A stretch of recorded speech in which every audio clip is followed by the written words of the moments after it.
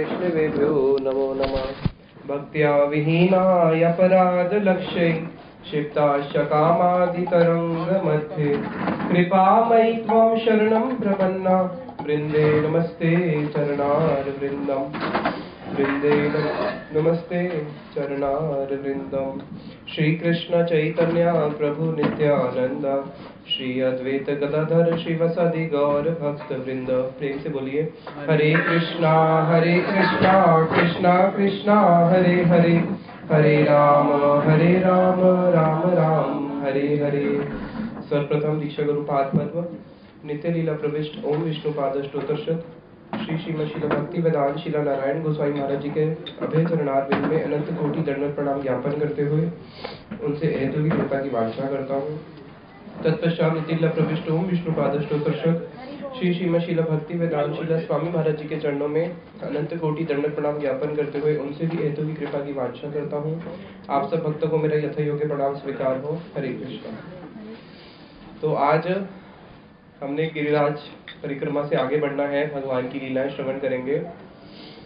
और हमारे जो श्रील रूप गोस्वामी जी हुए हैं, उन्होंने जब भगवान कृष्ण की लीलाओं का वर्णन करना शुरू किया तो भगवान की वृंदावन की लीला, मथुरा की लीला और द्वारका की लीला, तो जब वो भगवान कृष्ण की लीलाओं को लिख रहे थे तो उनको स्वप्न में सत्यभामा जी आई, सत्यभामापुर में सत्यभामा, और बोली कि वृंदावन वाले जो कृष्ण हैं उनको ब्रज के बाहर मत लेके जाना, उनको ब्रज में ही रखना। इसलिए उन्होंने कृष्ण की लीलाओं के दो प्रकोष्ठ में, दो ग्रंथों में लिखा, विदग्ध माधव, ललित माधव, ये उनकी रचना है। जिसमें उन्होंने क्या किया, एक में तो कृष्ण की वृंदावन की लीलाओं का वर्णन किया, और जब वृंदावन के बाहर की लीलाओं का वर्णन करना था, मथुरा और द्वारका का, तो उसके लिए दूसरा ग्रंथ लिख दिया कि कभी भी भक्त लोगों को ये सुन के आनंद नहीं आएगा कि कृष्ण मथुरा चले गए और द्वारका चले गए, वो बहुत दुख देता है। तो हम लोग आज तो समय का भी अभाव ही है, अंतिम दिन है, तो हम लोग कृष्ण की ब्रज की लीलाओं को ही श्रवण करेंगे, बाहर नहीं जाएंगे। थोड़ा सा बस अंतिम में, ताकि जब तक विरह नहीं होता तो मिलन की पुष्टि नहीं होती। ना बिना विप्रलंबेन सम्मोह पुष्टि मुश्रुते। श्री रूप गोस्वामी जी कहते हैं कि जब तक विप्रलंब भाव नहीं होगा तो मिलन का जो रस है वो नहीं समझ पाएंगे। वो जो मिलन का जो प्रेम है वो प्रेम प्रकाशित कब होता है, विरह में। जैसे देखिए, भगवान कृष्ण ने गोपियों को आवाहन किया अर्धरात्रि के समय रासलीला करने के लिए, और रासलीला के लिए उनको आवाहन तो किया, और उतने में ही कृष्ण क्या होते हैं, फिर उनको आवाहन करके खुद अंतर्ध्यान हो गए। अब गोपियों को जो कृष्ण का विरह हो रहा है, वो जो गोपियां कृष्ण के विरह में है, उस विरह से उनका प्रेम प्रकाशित होता है कि कितना ऊंचा विरह है। तो हम लोग ब्रज की लीलाओं को ही आज श्रवण करेंगे, और इतना जरूर श्रवण करेंगे कि किस प्रकार से भगवान कृष्ण मथुरा गए और क्रूर जी जो आए, लेकिन जो आगे की जो लीलाएं हैं उसमें द्वारका की लीलाओं तक नहीं जा पाएंगे, और अंत में रुक्मिणी कृष्ण विवाह करा के भागवत को विश्राम देंगे। तो अभी भगवान श्री कृष्ण ने गोवर्धन धारण किया, उसके बाद एक से एक बड़े बड़े असुर आए ब्रज में। अगासुर आया है, बकासुर आया, त्रिडावर्त आया, केशी आया। अब जितने भी असुर आते हैं, सारे असुर जाने के बाद कोई संवाद ही नहीं लेके जाता, बस यही संवाद पहुंचता है कंस के पास कि हाँ, जो भी असुर आया और जय राम जी की ब्रज में आने के बाद वापस जाता ही नहीं है। तो आज एक असुर आया है जिसका नाम है बकासुर, और ये बकासुर कैसा है, बक के रूप में आया है। जब बकासुर आया तो इसने अपना मुंह बहुत बड़ा विशाल करके खोल लिया, और सारे सखा देख रहे हैं कि हाँ, ये तो कोई मानो गुफा होगी, चलो सखा हम चलते हैं, स्कंदरा में चलते हैं। तो कृष्ण अपने सखाओं को मना भी करते हैं, लेकिन सारे सखा अंदर घुस जाते हैं। अब जब कृष्ण देखते हैं कि सारे सखा मेरी बात मान ही नहीं रहे हैं, सब अंदर चले गए, तो मैं क्यों बाहर खड़ा हूँ, मैं भी अंदर चल लेता हूँ। कृष्ण भी अंदर चले जाते हैं, और बकासुर इसी का इंतजार कर रहा था कि कब कृष्ण अंदर आए, मैं अपना मुख बंद करूं। अब उसने मुख बंद कर लिया। अब जैसे ही उसने मुख बंद करा तो भगवान ने बोला कि अभी पूरे जगत को मैं दिखा देता हूँ कि मैं कौन हूँ। अभी तक सब लोग क्या सोचते हैं, अरे इन असुरों में कोई शक्ति थोड़ी ना होगी, पूतना में क्या कोई शक्ति थी, कृष्ण तो उसको ऐसे ही मार दिया। अरे त्रिणावर शक्तासुर, ये कोई असुर थे क्या, कृष्ण ने तो इनको बस ऐसे ही हाथ लगाया, मर गए। तो सब लोग सोच रहे हैं कि जो ब्रज में असुर आ रहे हैं वो शक्तिशाली नहीं होंगे, क्योंकि कृष्ण को ना अस्त्र धारण करना है ना शस्त्र। रावण को मारने के लिए कितना प्रयास किया था, लेकिन जो कंस जिन जिन दैत्यों को भेज रहा है, पूतना हो, शक्तासुर हो, जितने भी आ रहे हैं, ये सब रावण से भी बहुत कई गुना बलवान है। रावण तो उनके आगे कुछ भी नहीं है, और कृष्ण उनको खेल ही खेल में मार देते हैं। तो बोले आज मैं पूरे जगत को दिखाना चाहता हूँ कि ये जो असुर है ये कोई साधारण चीज नहीं है। तो भगवान बकासुर के मुख के अंदर ही सखाओं के साथ बंद हो जाते हैं। अब उतने में क्या होता है, जितने भी देवता है वो डर जाते हैं। देवता सोचते हैं कि अभी तो भगवान सारे असुरों को मार रहे थे, ये बकासुर तो भगवान को ही अंदर निकल गया, और सोच रहे हैं कि अभी बाहर निकलेंगे, अभी बाहर निकलेंगे, लेकिन समय बीतता जा रहा है, बाहर ही नहीं निकल रहे। देवता लोग सब डर गए, बोले अरे ये तो हमारी रक्षा करने के लिए आए थे, यदा यदा ही धर्मस्य ग्लानिर्भवति भारत, ये तो हमारी रक्षा करने के लिए आए हैं, लेकिन हम क्या देख रहे हैं, ये हमारी रक्षा क्या करेंगे, इसको तो खुद ही बकासुर ने निकल लिया है। सारे भागे ब्रह्मा जी के पास, ब्रह्मा जी आप आइए और कुछ कीजिए। ब्रह्मा जी आ गए। तो ब्रह्मा जी का जो अस्त्र है उसको क्या बोलते हैं, ब्रह्मास्त्र। तो ब्रह्मास्त्र को कोई भी काट नहीं सकता। तो ब्रह्मा जी ने क्या किया, देवताओं के कहने पे अपना ब्रह्मास्त्र का प्रयोग किया, जिसको आज तक कभी कोई काट नहीं सका। जब ब्रह्मास्त्र का प्रयोग किया तो जो बकासुर इतना बड़ा विशाल पक्षी है, उसका केवल एक पंख नीचे गिरा। अब इतने बड़े विशाल पक्षी का अगर एक पंख गिर जाए कोई फर्क पड़ता है क्या। अब ब्रह्मा जी देख रहे हैं कि मेरा तो ब्रह्मास्त्र जयराम जी की हो गया, अब मैं क्या करूं, अब करूं तो करूं क्या। सारे देवता भी देख रहे हैं। इंद्र तेरे पास भी तो कोई अस्त्र है, तू भी छोड़ दे। इंद्र का अस्त्र कौन सा है, इंद्र का अस्त्र कौन सा है, उसका है, उसके पास है वज्र। तो इंद्र ने अपने वज्र का प्रयोग किया, तब भी बकासुर को कुछ नहीं हुआ, केवल एक बाल और गिर गया। सारे देवता खड़े हैं, ब्रह्मा जी खड़े हैं, सबके अस्त्र जो है निष्फल हो चुके हैं, और बकासुर ने तो अभी कोई अस्त्र छोड़ा ही नहीं है, वो तो केवल देख रहा है। अब उतने में ही शिव जी को बुलाया गया। शिव जी के पास कौन सा अस्त्र है, शिव जी के पास है पशुपाल अस्त्र, जो उनका बहुत सबसे भयानक अस्त्र है। उन्होंने अपना त्रिशूल हो, पशुपाल अस्त्र हो, सारे अस्त्र छोड़ दिए, तब भी बकासुर को कुछ नहीं हुआ। अब देख लो भाई ये कैसा असुर होगा। अब लास्ट में सोचा कि चलो यमराज जी को भी बुला लेते हैं। यमराज जी आ गए। यमदंड से तो कोई नहीं बच सकता, यमराज जी ने अपना यमदंड भी छोड़ दिया, अभी भी उसका केवल एक पंख गिर रहा है। तो अब ब्रह्मा जी खड़े हैं, शिव जी खड़े हैं, यमराज जी खड़े हैं, सारे दिक्पाल देवता खड़े हैं, सबने अपनी शक्ति लगा ली और देखा कि ये जो असुर है, इस असुर को कुछ होता ही नहीं है, और सबको डर लग रहा है कहीं असुर ने कुछ कर दिया तो हम सबको तो जयराम जी की होना पड़ेगा। तो वहां पे भगवान कृष्ण माना सबको दिखाना चाह रहे हैं, देख लिया कि इतने बड़े बड़े असुर जिनको तुम सब लोग मिलके भी नहीं मार पाते, मैं इसको कैसे ही अनायास मार देता हूँ। तो वहां पे भगवान कृष्ण ने क्या किया, भगवान श्री कृष्ण ने जब बकासुर के मुख में से अपने वपु को थोड़ा सा बढ़ाया। अब यहाँ पे एक प्रश्न उठता है, कल हमने बताया था ना कि भगवान कृष्ण जब भी किसी असुर को मारते हैं तो अपना जो वपु है उसको बढ़ाते नहीं है, ये तो सखा देखेंगे ये तो भाई भगवान है। अब कृष्ण ने जब अपने वहां पे वपु को बढ़ाया तो उसका जो गला था वो अंदर से रुक गया, सांस उसकी रुक गई, और उसने देखा कि मेरे तो गले में कुछ अटक रहा है। तो जैसे ही गले में कुछ अटकता है तो हम क्या करते हैं, एकदम से बाहर उगलते हैं। तो उसने मुख खोल के कृष्ण को बाहर उगल दिया। लेकिन यहाँ पे जब कृष्ण ने अपने वपु को बढ़ाया तो कोई सखा नहीं देख सका। क्यों नहीं देख सका, क्योंकि उस समय जो अंदर सखा थे वो मूर्छित हो चुके थे, और कोई ब्रजवासी अंदर तो देख नहीं रहे हैं, सब बाहर ही हैं। तो वहां पे जैसे ही कृष्ण को बाहर उगला, सारे सखा भी, उसका मुख खुल गया, और कृष्ण ने क्या किया, फिर उसके दोनों मुख को ऐसे करके फाड़ दिया। उसकी जो आंखें थी वो बाहर निकल आई, उसके जो प्राण थे, बकासुर के जो प्राण थे वो क्या हुआ, निकल के भगवान श्री कृष्ण के चरणों में चले जाते हैं। अब इसी लीला को ब्रह्मा जी ने दर्शन किया। अब ब्रह्मा जी ने इस लीला को दर्शन भी किया, कृष्ण की लीलाओं को देख भी रहे हैं। अब अगले ही क्षण पर क्या देखते हैं कि कृष्ण अपने सखाओं के साथ जब वन भोजन कर रहे हैं, सखाओं का जूठा खाते हैं, और जूठा खाने के बाद, बच्चों को चुप करा दो। हमारे जो गुरुवर थे ना वो बोलते थे कि जब भी कथा सुनने आओ बच्चों को नहीं लेके आना चाहिए, क्योंकि 3-4 साल 5 साल के बच्चे कथा तो सुन नहीं सकते, डिस्टर्ब और करते हैं। इसलिए हमारे गुरुदेव मना ही करते थे। कीर्तन में लेके आ सकते हो, आरती में लेके आ सकते हो, लेकिन 3-4 साल के बच्चे तो नहीं सुन पाएंगे कथा। तो वहां पे जो ब्रह्मा जी हैं, ब्रह्मा जी क्या देख रहे हैं, कृष्ण अभी क्या कर रहे हैं, कृष्ण अपने सखाओं के साथ बैठ के उनका झूठा भोजन कर रहे हैं। और क्या कर रहे हैं, पानी जो होता है, पानी को दाएं हाथ से पीते हैं, बाएं हाथ से नहीं पीते, शास्त्रों के अनुसार भी। कृष्ण बाएं हाथ से भी भोजन कर लेते हैं, बाएं हाथ पानी में भी लगा देते हैं। तो ब्रह्मा जी सोच रहे हैं क्या ये वही भगवान है जिसने वेद लिखे हैं, वेद तो भगवान की श्वास से निकले हैं, तो क्या इनको इतना भी नहीं पता कि झूठा भोजन नहीं करना चाहिए और बाएं हाथ से नहीं खाना चाहिए। तो ब्रह्मा जी को थोड़ा संदेह हो जाता है। क्या संदेह हो जाता है, क्या ये भगवान ही है, थोड़ा सा डाउट हो गया वहां पे। तो ब्रह्मा जी को जो यहाँ पे संदेह हुआ क्या ये भगवान ही है, उतने में ब्रह्मा जी ने सोचा चलो एक बार जाके टेस्ट लेके देखते हैं। क्या किया, कृष्ण के जो बछड़े थे कृष्ण के जो सखा थे, ब्रह्मा जी ने कृष्ण के बछड़े जहाँ पे चर रहे थे उन बछड़ों को वहां से उठा के चोरी कर लिया।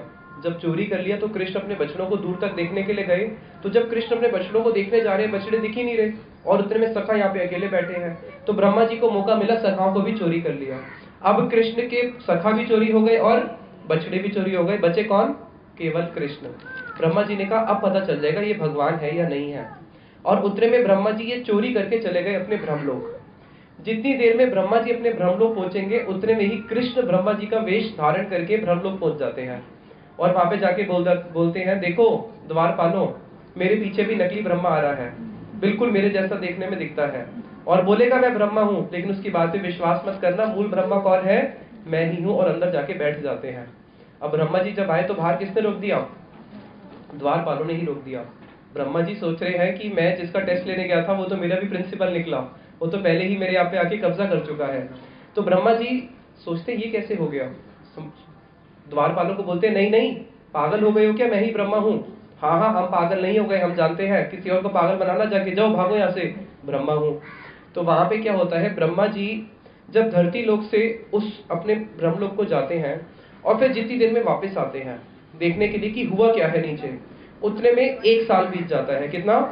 1 साल। अब उतने में क्या होता है, कृष्ण ने क्या किया, अब इसको ध्यान से समझेंगे। जब कृष्ण के सखाओं को और बछड़ों को चोरी कर लिया ब्रह्मा जी ने, तो कृष्ण ने अपने सारे सखाओं का रूप धारण कर लिया और कृष्ण ने ही अपने सारे बछड़ों का भी रूप धारण कर लिया। अब ब्रह्मा जी क्या कृष्ण के सखाओं को चोरी कर सकते हैं? उनमें इतनी शक्ति है? उनमें तो इतनी शक्ति नहीं है। अब इसको अच्छी तरह समझना। जब ब्रह्मा जी ने कृष्ण के सखाओं और बछड़ों को चोरी किया था तो भगवान कृष्ण कैसे है? चतुरों में भी चतुर शिरोमणि है। तो भगवान ने ब्रह्मा जी को अपने सखाओं और अपने बछड़ों को चोरी करने दिया ही नहीं था। भगवान कृष्ण ने क्या किया था, 3 सेट बना दिए थे। कितने? 3 सेट। 3 सखा के सेट थे और 3 बछड़ों के। एक तो मूल जो कृष्ण के सखा है वो कृष्ण के साथ ही बैठ के भोजन कर रहे हैं, सखा अपनी, और जो बछड़े हैं वो गैया चरा रहे हैं।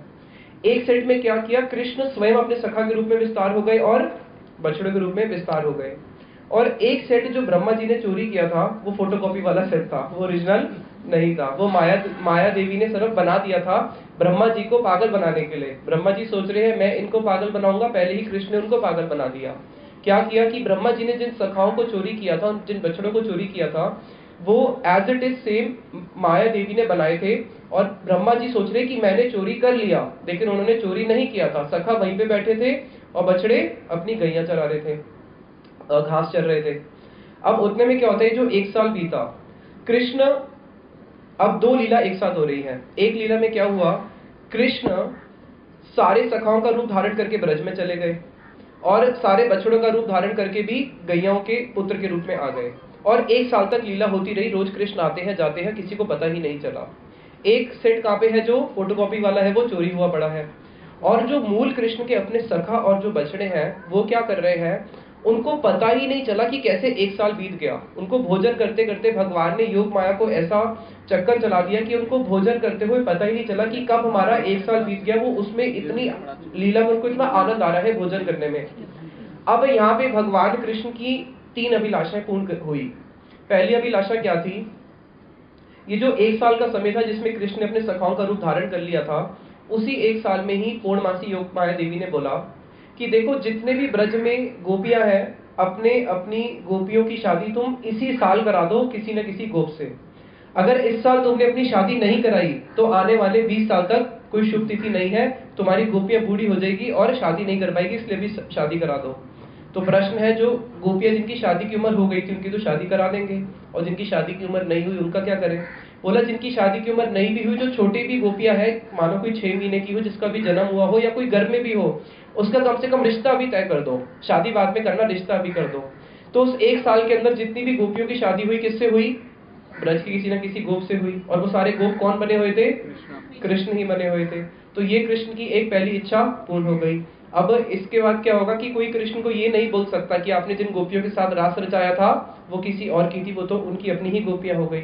दूसरा उन्होंने क्या किया, अब ब्रज में जितनी भी गोपियां हैं, जो प्रौढ़ा गोपियां हैं, वृद्ध गोपियां, उनकी इच्छा होती है कि कृष्ण अगर हमारे पुत्र होते तो हम उनको स्तनपान कराती, लेकिन कृष्ण तो यशोदा मैया के पुत्र हैं, हम उसको स्तनपान कैसे कराएं। तो इसलिए कृष्ण ने क्या किया, जब अपने सारे सखाओं का रूप धारण कर लिया तो जितनी भी उनकी माताएं थी उन माताओं की इच्छा पूर्ण हो गई कि अब वो स्तनपान किसको करा रही है, कृष्ण को ही करा रही है। और गैया की भी ये इच्छा थी कि मेरे जो थन है उससे दूध कौन पीते हैं, बछड़े पीते हैं, कृष्ण भी अगर मेरे थन से दूध पिए तो बहुत आनंद आएगा। तो जितने बछड़े थे वो भी कौन बन गए, कृष्ण ही बन गए। अब 1 साल के बाद जब ब्रह्मा जी आते हैं तो ब्रह्मा जी ने जहां पे छुपा के रखा था वहां पे देख रहे हैं कि कृष्ण के सखा और बछड़े तो वहीं पे ही हैं जिस गुफा में मैंने छुपा के रखा।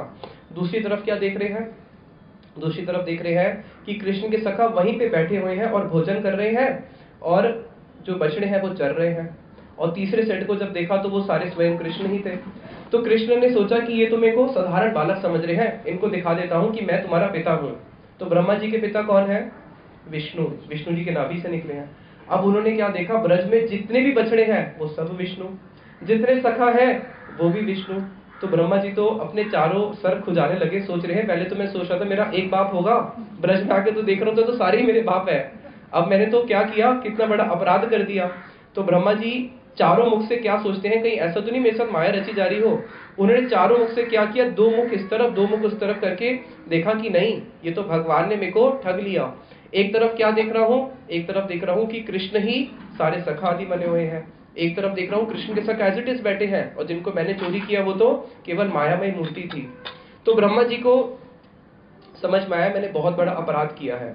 अपने अपराध की क्षमा मांगने के लिए ब्रज धाम में ऊपर से नीचे आ गए, अभी तो ऊपर बैठे थे आसमान में, अपने आसन से उतर के नीचे आ गए और ब्रज की धूली पे पूरा साष्टांग लेट जाते हैं। साष्टांग लेट जाने के बाद भूमि पे लोटपोट करते हैं। और जब कृष्ण के सखाओं ने कृष्ण को, ब्रह्मा जी को देखा तो देखा ये कौन सा प्राणी आया है जिसके 4-4 सिर हैं।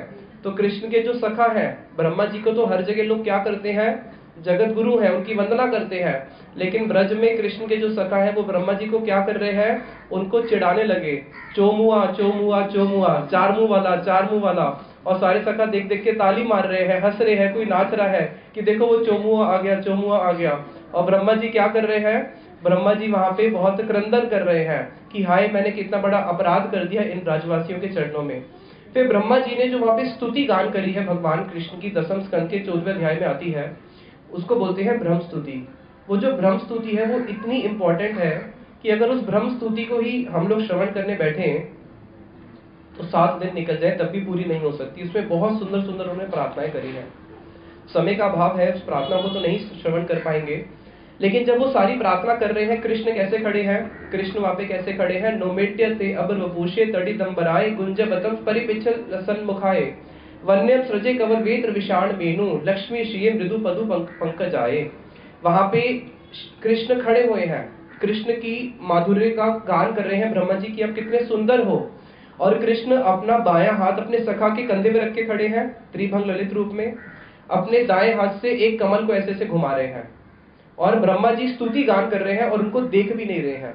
तो ब्रह्मा जी सोच रहे हैं क्या मैंने स्तुति में कुछ गलत तो नहीं बोल दिया, या फिर भगवान मेरे से बहुत ही ज्यादा क्रोधित हो चुके हैं, मेरे को दृष्टिपात भी नहीं कर रहे। अगर किसी ने कोई अपराध किया और वो क्षमा मांगने के लिए जाता है तो उसको अगर कोई सामने हंस के व्यक्ति देख ले तो क्या समझता है कि हाँ हाँ माता पिता ने क्षमा कर दिया, लेकिन कृष्ण तो देख भी नहीं रहे हैं। तो उतने में क्या हुआ, ब्रह्मा जी सोचे हाँ मेरी स्तुति में कुछ तो गलती है कि मैंने केवल कृष्ण का महिमा गान किया, इन ब्रजवासियों की महिमा गान ही नहीं करी है। फिर उन्होंने ब्रजवासियों की महिमा गान करी, अहो भाग्यम नंद गोप ब्रज और साम, अहो भाग्य, भाग्य नहीं बहुत बड़ा भाग्य है, बार बार बोल रहे हैं पुनः पुनः, अहो भाग्य, कैसा भाग्य है, किनका, इन ब्रजवासियों का। बोला कि इन ब्रजवासियों का भाग्य है या कृष्ण का भाग्य है। वहां पे ब्रह्मा जी कहना चाह रहे हैं कि नहीं नहीं, ब्रजवासियों का तो भाग्य है ही है, लेकिन उससे ज्यादा तो आपका भाग्य है, आपको प्रेम करने वाले ऐसे ब्रजवासी प्राप्त हुए हैं। नंद गोप ब्रज और साम, नंद महाराज जी, यशोदा मैया, इन ब्रजवासियों का कैसा भाग्य है। उसके बाद उन्होंने जब ब्रजवासियों की महिमा को गान किया तब थोड़ा थोड़ा कृष्ण ने उनको देखना शुरू किया। यन मित्रम परम आनंदम पूर्ण ब्रह्म सनातनम, जो पूर्ण ब्रह्म भगवान कृष्ण है वो आपके मित्र बने हुए हैं, आपके सखा बने हुए हैं, कैसा भाग्य होगा ब्रजवासियों का। उसके बाद ब्रह्मा जी ने जब गोपियों की महिमा गान करी तब कृष्ण उनको देखते हैं और उनको देखने के साथ साथ कृष्ण ने फिर एक उनको मुस्कान दी।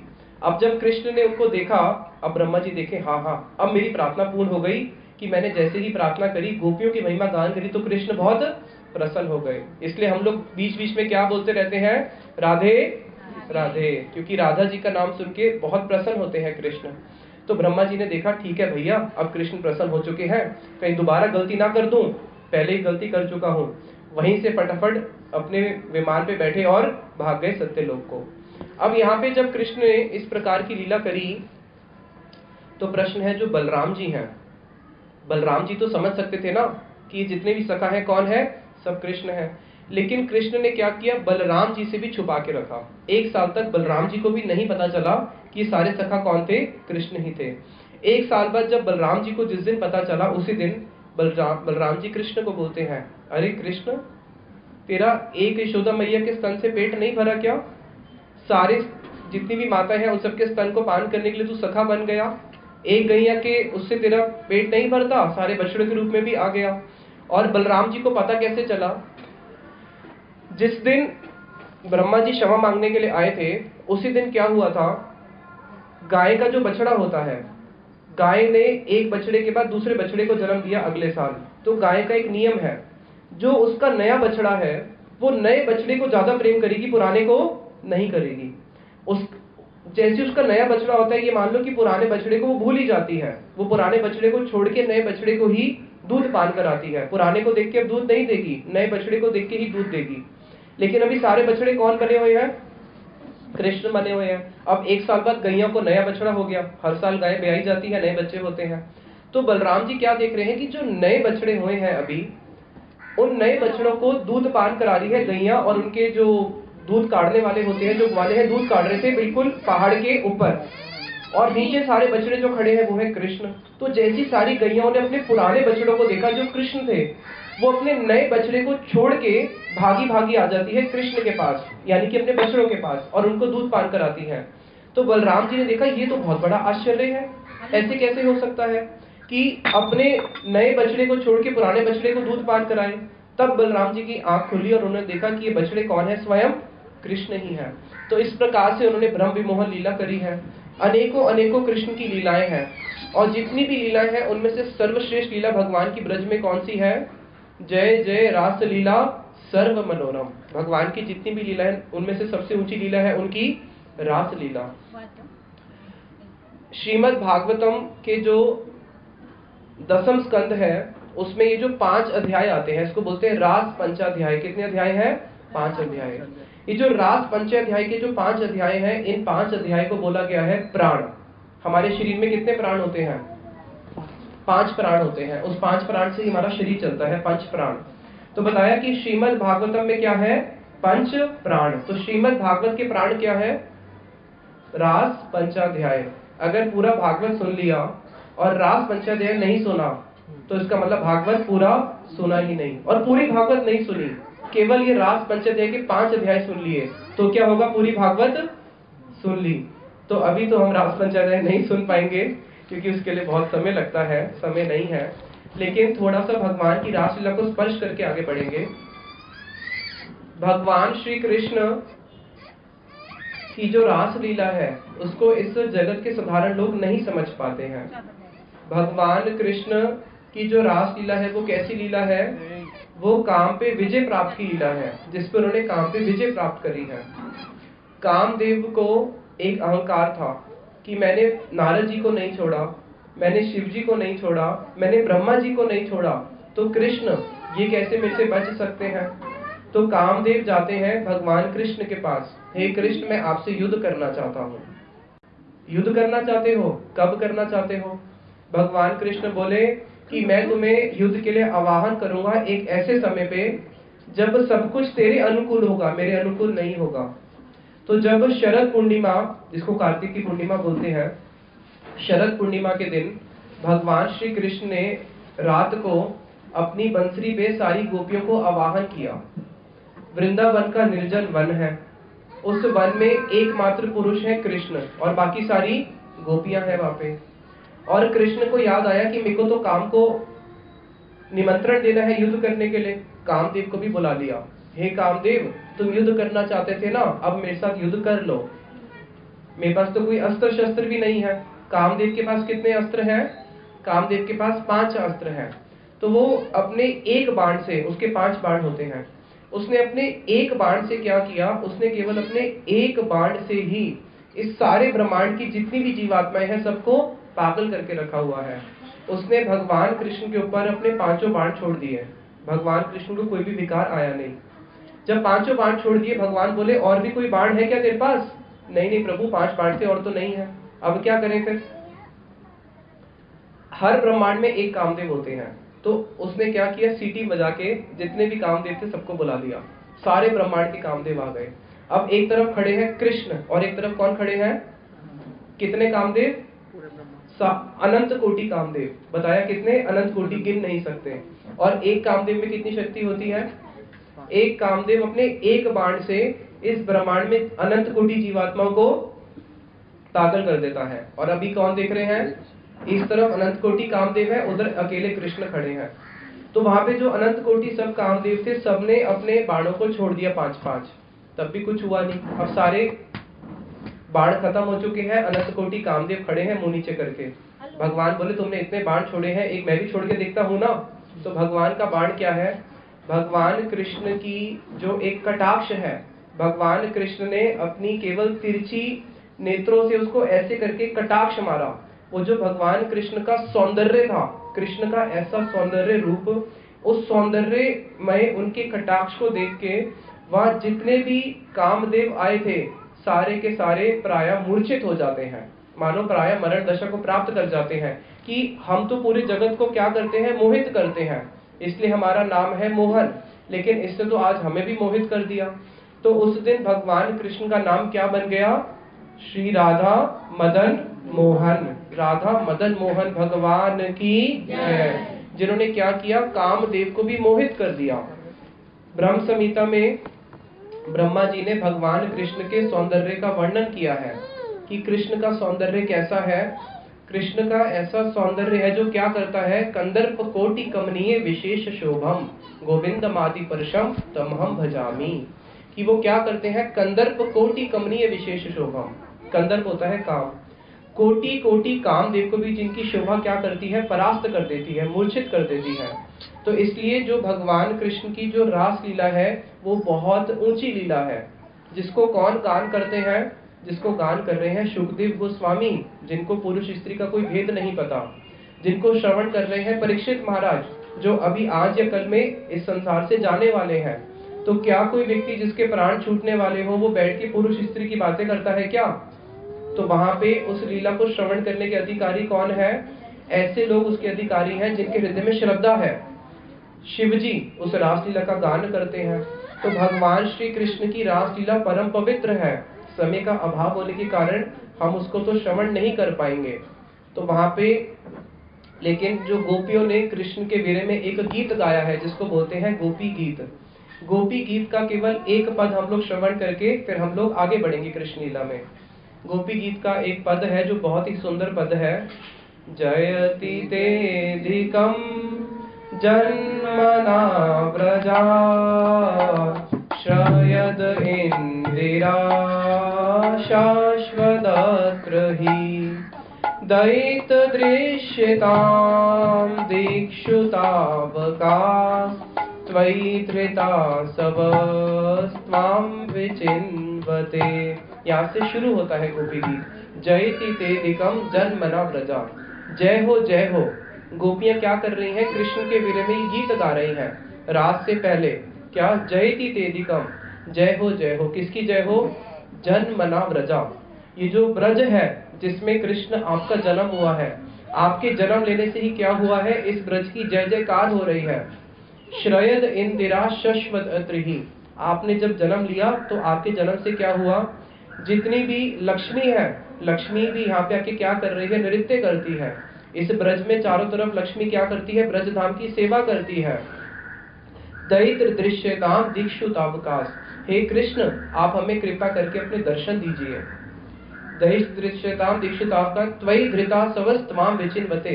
आपके दर्शन के लिए ही तो अपने अपने प्राणों को रोका हुआ है। आपके दर्शन के लिए ही हम लोग एक एक सांस लेती हैं। हमारी एक एक सांस पे आपकी ही सेवा की वृत्ति होती है कि आपकी सेवा करेंगे, आपके दर्शन करेंगे। आपके दर्शन के बिना हम लोग जी नहीं सकती। इसलिए हे कृष्ण विलाप करते हुए क्या बोलती है, आप कृपा करके हमें दर्शन दीजिए। लेकिन जो राधा पक्षी गोपियां है ना, अब इस गोपी गीत में एक ही श्लोक के बहुत सारे अर्थ हैं। जो राधा पक्षी गोपियां हैं वो क्या कह रही हैं, हे कृष्ण आप हमारे दर्शन कीजिए, दीजिए नहीं। क्यों? क्योंकि आपको सुंदर वस्तु देखना बहुत अच्छा लगता है और आप कैसे हो, नारियों के साथ रमण करते हो, स्त्रियों के साथ। तो हम आपको ये बोलना चाहती है कि आप अपने जन्म को सफल करो। हमारे जो प्राण है आज है कल नहीं, प्राणों का क्या भरोसा। तो हम चाहती हैं कि आप कम से कम एक बारी हमारे दर्शन करके अपने नेत्रों को सफल कर लो, अपने जीवन को सफल कर लो। तो गोपियां वहां पे दूसरे पक्ष वाली कह रही है कि कृष्ण इसलिए जल्दी आइए, विलंब मत कीजिए, हमारे दर्शन कर लीजिए। हमारे सौंदर्य, स्त्री का सौंदर्य कैसा होता है, युवावस्था है, युवावस्था के बाद सौंदर्य खत्म। तो इसलिए हमें ज्यादा विलंब नहीं होता, कृष्ण जल्दी आओ और हमारे दर्शन करो। क्योंकि गोपियों का श्रृंगार करना कृष्ण के लिए है। गोपियों का हर वस्तु वो जो भी क्रियाएं करती है कृष्ण को प्रसन्न करने के लिए ही करती हैं। तो वहां पे इस प्रकार से गोपियों ने जब कृष्ण के विरह में गोपी गीत गाया, गुरुदेव एक बात बोलते थे कि कृष्ण जो है गोपी गीत को श्रवण कर रहे थे, पूरा गोपी गीत श्रवण कर रहे हैं। पहले गोपियों ने बहुत प्रयास किया कृष्ण को ढूंढने का। कैसा प्रयास किया, वन में जाती है और जो वहां बड़े बड़े वृक्ष हैं उनसे पूछती हैं, अरे वृक्षों क्या तुमने कृष्ण को देखा है? हाँ तुमने तो देखा ही होगा, इतने बड़े बड़े हो, कृष्ण अगर वन में कहीं छुपे भी होंगे तो बता दो कहाँ पे है। वृक्ष कुछ बोलते नहीं। तो गोपियां बोलती हैं, हाँ हाँ तुम भी तो निष्ठुर हो, धामवासी हो, धामवासी सब निष्ठुर होते हैं, तुम क्यों हमें बताओगे? तुलसी जी के पास जाती है, अरे तुलसी तू बता दे हमारे कृष्ण कहाँ पे है, तूने तो देखा होगा, तुलसी के बिना तो कृष्ण एक क्षण भी नहीं रहते। तुलसी जी कुछ नहीं बोलती। गोपियां कहती है, हाँ तू क्यों बताएगी, तू तो हमारी सौतन लगती है, क्योंकि हम कौन है, हम भी कृष्ण की पत्नी, तू भी कृष्ण की पत्नी। आगे जाती है और फिर क्या करती है, धरती से पूछती है, अरे धरती तू तो बता दे कृष्ण कहाँ पे है, कृष्ण गए होंगे तो तेरी चरण तो देखो स्पर्श करे ही होंगे। धरती भी नहीं बोलती। हाँ हाँ तू क्यों बोलेगी, तू तो आज सौभाग्य के मद में पागल हो गई है। क्यों? क्योंकि कृष्ण आए हैं और तेरे ऊपर क्या कर रहे हैं, अपनी लीलाएं कर रहे हैं। तू सौभाग्य मद में अंधी हो चुकी है, बहरी हो चुकी है, तू क्यों हमें बताएगी? वहां पे छोटे छोटे जो पुष्प है, पुष्प से पूछती है, अरे पुष्प तुम तो बहुत खिले हुए नजर आ रहे हो, हंस रहे हो, तुमने तो पक्का कृष्ण का दर्शन करा होगा, तुम बता दो ना कृष्ण कहाँ पे है। वो भी कुछ नहीं बोलते। तो गोपियां इस प्रकार से यमुना जी से पूछती है, तट से पूछती है, सबसे पूछ के हार जाती है। फिर क्या करती है, यमुना के पास तट में आके सारी गोपियां बैठ जाती हैं और कृष्ण का कीर्तन करती हैं। वही कीर्तन क्या है, गोपी गीत। तो गुरुजी बोलते थे कि देखो कृष्ण कीर्तन की कैसी महिमा है।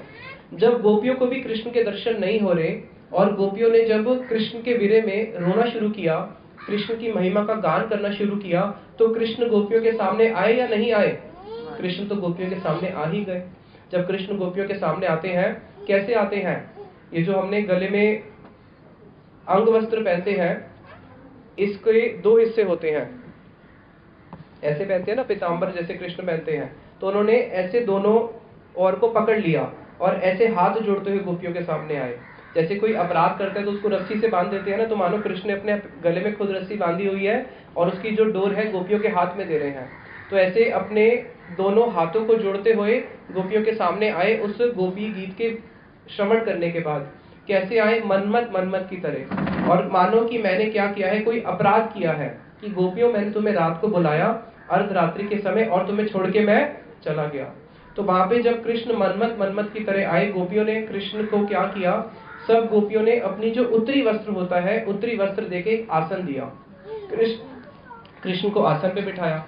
आसन पे बिठाने के बाद कृष्ण से प्रश्न पूछा कि कृष्ण एक बात बताओ, इस जगत में कुछ लोग ऐसे होते हैं जो जिनसे आप प्रेम करो तो वो आपसे प्रेम करते हैं। जैसे जगत में मित्र कैसे होते हैं, प्रेम करो तो प्रेम करते हैं। कुछ लोग ऐसे होते हैं जिनके साथ आप प्रेम नहीं भी करो तब भी वो आपसे प्रेम करते हैं। उसमें कौन आते हैं, हमारे माता पिता गुरुजन। हम प्रेम नहीं भी करें तब भी वो प्रेम करेंगे। तीसरी कैटेगरी के लोग ऐसे होते हैं जिनके साथ आप जितना मर्जी प्रेम करो वो तब भी आपसे प्रेम नहीं करेंगे। ऐसे लोगों को क्या बोलेंगे, गुरुद्रोही, नमक हरामी, कुछ भी बोल सकते हैं। तो तुम बताओ कौन से वाले हो, तुम इन तीनों कैटेगरी में से कौन से वाले हो? पहली वाली कैटेगरी जिसमें प्रेम करो और प्रेम करें, उस कैटेगरी में तो तुम हमें नजर आते नहीं। हम तो सब कुछ घर बार छोड़ के आई रात को तुम्हारे पास और तुम हमें छोड़ के चले गए। जब तुम इस वाली कैटेगरी में नहीं हो तो पहली वाली का तो कहना ही क्या है, जिनसे प्रेम नहीं भी करो तब भी वो प्रेम करे, वैसे भी तुम हमें नजर नहीं आते और हम तुम्हें द्रोही भी नहीं बोल सकती हैं। तो तुम कौन सी कैटेगरी में हो, कौन सी कैटेगरी में हो, अपने आप को खुद ही बता दो। तो कृष्ण कहते हैं कि देखो, जिनके साथ जैसा तुम प्रेम करो वैसा वो प्रेम करते हैं, वो तो बनियागिरी हो गई, तो मैं बनिया तो नहीं हूं। मेरा प्रेम कैसा है? मेरा प्रेम ऐसा है, मैं सामने वाले से प्रेम तो करता हूं, लेकिन मैं उसके प्रेम को थोड़ा थोड़ा बढ़ाता हूं। कैसे बढ़ाता हूं? कि जब मैं उस सामने वाले प्रेम, जो मेरे से प्रेम करता है, जब मैं थोड़े समय के लिए अंतर ध्यान हो जाता हूं, उस समय वो जो उसको मेरा विरह होता है, उस समय जो उसको मेरा दुख होता है, उस विरह में एक आनंद है और गोपियों मैं उस आनंद का आस्वादन करता हूँ और फिर मैं मिलन कराता हूँ, फिर मैं विरह करता हूँ, फिर मैं मिलन करता हूँ, फिर मैं विरह करता हूँ, मैं उस प्रेम को पुष्ट करता हूँ। तो वहां पे फिर गोपियों और कृष्ण का बड़ा ही सुंदर रास हुआ है। और उससे पहले भी जो गोपियों और कृष्ण का जो प्रथम मिलन हुआ, उस अर्धरात्रि के समय जब कृष्ण अंतर ध्यान हो गए थे, वो भी बड़ा ही सुंदर मिलन है, जिसमें कृष्ण गोपियों को कहते हैं कि देखो गोपियों, तुम पतिव्रता नारी हो, क्या प्रत्येक पतिव्रता नारी को रात को 12 बजे घर के बाहर निकलना चाहिए अर्धरात्रि में, और वो भी वन में आके किसी पुरुष से मिलना चाहिए? पतिव्रता जो स्त्रियां होती है, उनका कर्तव्य है अपनी पति की सेवा करना। तुम जाओ और अपने पति की सेवा करो। तो गोपियां कहती है कि कृष्ण एक बात बताओ, इस जगत में सबसे बड़ी सेवा किसकी है, पति की या गुरु की? किसकी बड़ी सेवा होती है? गुरु की सेवा पति की सेवा से बड़ी मानी गई है। गुरु कौन है? साक्षात हरित्वेन। तो कृष्ण अभी तो तुम हमारे गुरु बन गए हो, हमें क्या कर रहे हो? उपदेश दे रहे हो अपने पति की सेवा करो। तो प्रश्न ये है कि पहले तो हम गुरु की सेवा करेंगी, फिर पति की करेंगी। तो जब तुम हमारे गुरु हो तो पहले हम तुमको संतुष्ट करती हैं, फिर जाके अपने पति की सेवा करेंगी। कृष्ण कहते हैं, अरे गोपियों, तुम जानती नहीं कि पति की सेवा करने का क्या लाभ होता है। सुनो, बैठो, मैं तुम्हें समझाता हूँ। एक ऋषि की पत्नी थी। वो जो ऋषि की पत्नी थी, एक दिन क्या कर रही है, अपने पति के साथ बैठ के यज्ञ कर रही थी। यज्ञ करते करते क्या हुआ, जो ऋषि था उसको नींद आ गया। ऋषि अपनी पत्नी की ही जांघों में सर रख के सो गया और यज्ञ की जो अग्नि है वो जल रही है। उतने में क्या हुआ, सामने से ऋषि का जो पुत्र है, वो छोटा सा पुत्र रेंगते हुए आया। वो जो छोटा सा पुत्र रेंगते हुए आया, अब पुत्र जो है वो रेंगते रेंगते कहाँ पे आ रहा है, ऋषि और उसकी पत्नी के सामने जो यज्ञ की जो अग्नि है उसके पास आ रहा है। अब पत्नी सोच में पड़ गई कि अगर मैं अभी पुत्र को रोकती हूँ तो जो मेरे ऋषि पति है उनका निद्रा क्या होगा, भंग हो जाएगा, और अगर मेरे पति की निद्रा भंग हो गई तो मेरा तो अपराध हो जाएगा। तो उसके सामने ही उसका पुत्र जो है आया और यज्ञ के अंदर घुस गया, यज्ञ में प्रवेश कर गया। और इसने तब भी अपने पति की सेवा को नहीं छोड़ा। नहीं नहीं, मैं तो अपने पति की सेवा कर रही हूँ, मैं पति की सेवा में बाधा नहीं पहुंचाऊंगी। अपने पुत्र की भी आहुति दे दी। तो बताया कि देखो पत्नी व्रता का धर्म कैसा होता है। और जब आहुति दे दी, उतने में क्या हुआ, जो अग्नि थी, अग्नि ने देखा कि इतनी भी कोई पतिव्रता स्त्री हो सकती है क्या। तो अग्नि भी वहां पे क्या करती है, उस पुत्र को अपनी गोद में बिठा के प्यार करना शुरू कर देती है। वो अग्नि भी शांत हो गई और पुत्र क्या कर रहा है, उसका अग्नि में ही खेल रहा है, अग्नि भी शांत हो गई। तो कृष्ण ये कहानी किसको सुना रहे हैं, गोपियों को शिक्षा दे रहे हैं, क्या बनो, पतिव्रता बनो और अपने वापस घर को लौट जाओ। तो गोपियों को कृष्ण की बात माननी चाहिए या नहीं माननी चाहिए? माननी चाहिए ना। अगर आप लोग होते तो मानते या नहीं मानते? मानते। इसका मतलब अभी आप लोग कृष्ण को समझे ही नहीं हो। कृष्ण कैसे है, कृष्ण सीधे नहीं है, कृष्ण कैसे है, टेढ़े हैं। तो उनकी बातें भी कैसी होती है, टेढ़ी होती है। कृष्ण नाम देखो, कृष्ण नाम सीधा है या टेढ़ा है? लिख के देखो, पूरा टेढ़ा है, एक भी शब्द सीधा नहीं है उसमें। और राम पूरा सीधा, राम बोलो मुख से राम, कितना आसानी से निकल आता है। कृष्ण अगर बोलने भी जाओ तो जीभ को कितना ऊपर नीचे भगाना पड़ता है। कृष्ण का नाम भी टेढ़ा है, कृष्ण की जो बातें हैं वो भी टेढ़ी है, उसको कोई नहीं समझ पाता। कृष्ण का धाम कैसा है, वृंदावन में चले जाओ, कोई भी गली सीधी नहीं है। कितनी गलियां हैं वहां पे, एक भी गली ऐसी नहीं है जो सीधी हो। कुछ समय के लिए सीधी दिखेगी फिर टेढ़ी हो जाएगी। यहाँ तक कि जो श्याम कुंड है, जो कृष्ण का स्वरूप है, राधा कुंड, श्याम कुंड, राधा कुंड बिल्कुल सीधा 90 डिग्री, श्याम कुंड कहीं से भी सीधा नहीं, चारों जगहों से ही टेढ़ा। तो भगवान कृष्ण की जो बातें हैं वो सारी टेढ़ी है, तो इसलिए उनको समझना इतना आसान नहीं है। और उनके भक्त कैसे होते हैं? उनके भक्त भी कोई सीधे नहीं होते, उनके भक्त भी बहुत टेढ़े होते हैं। तो वहां पे कृष्ण गोपियों को बोल रहे हैं चले जाओ। गोपियां कहती हैं चलो कृष्ण, जब तुमने एक कथा सुनाई है तो एक कथा हम भी सुना देती है, थोड़ा ज्ञान तो हमें भी है, बैठो। बैठा दिया। कृष्ण एक बात बताओ, एक बारी एक पत्नी थी, वो अपने पति की बहुत सेवा करती थी। अब जो पति है, पति को दूर देश किसी काम से जाना है, अब दूर देश जा रहा है, महीने 2 महीने 4 महीने बाद है, कोई भरोसा नहीं है। तो पत्नी ने बोला कि मैं आपके बिना कैसे रह सकती हूँ, मैं तो आपकी सेवा के बिना जी ही नहीं सकती। जब तक मैं आपको भोजन नहीं कराती मैं खुद भोजन नहीं करती, जब तक मैं आपको रात को शयन नहीं देती मैं खुद शयन नहीं करती, जब तक मैं आपको जलपान नहीं कराती मैं खुद जलपान नहीं करती, जब तक सुबह आप स्नान नहीं करते मैं स्नान नहीं करती। तो आपके बिना ना मैं भोजन कर पाऊंगी, ना शयन कर पाऊंगी, ना जल पी पाऊंगी, ना स्नान कर पाऊंगी, मेरे तो प्राण ही निकल जाएंगे। पति ने बोला तू क्यों चिंता करती है, मैं देखो अपना जैसा एक पुतला बना के देता हूँ, तो उसकी सेवा करते रही हो।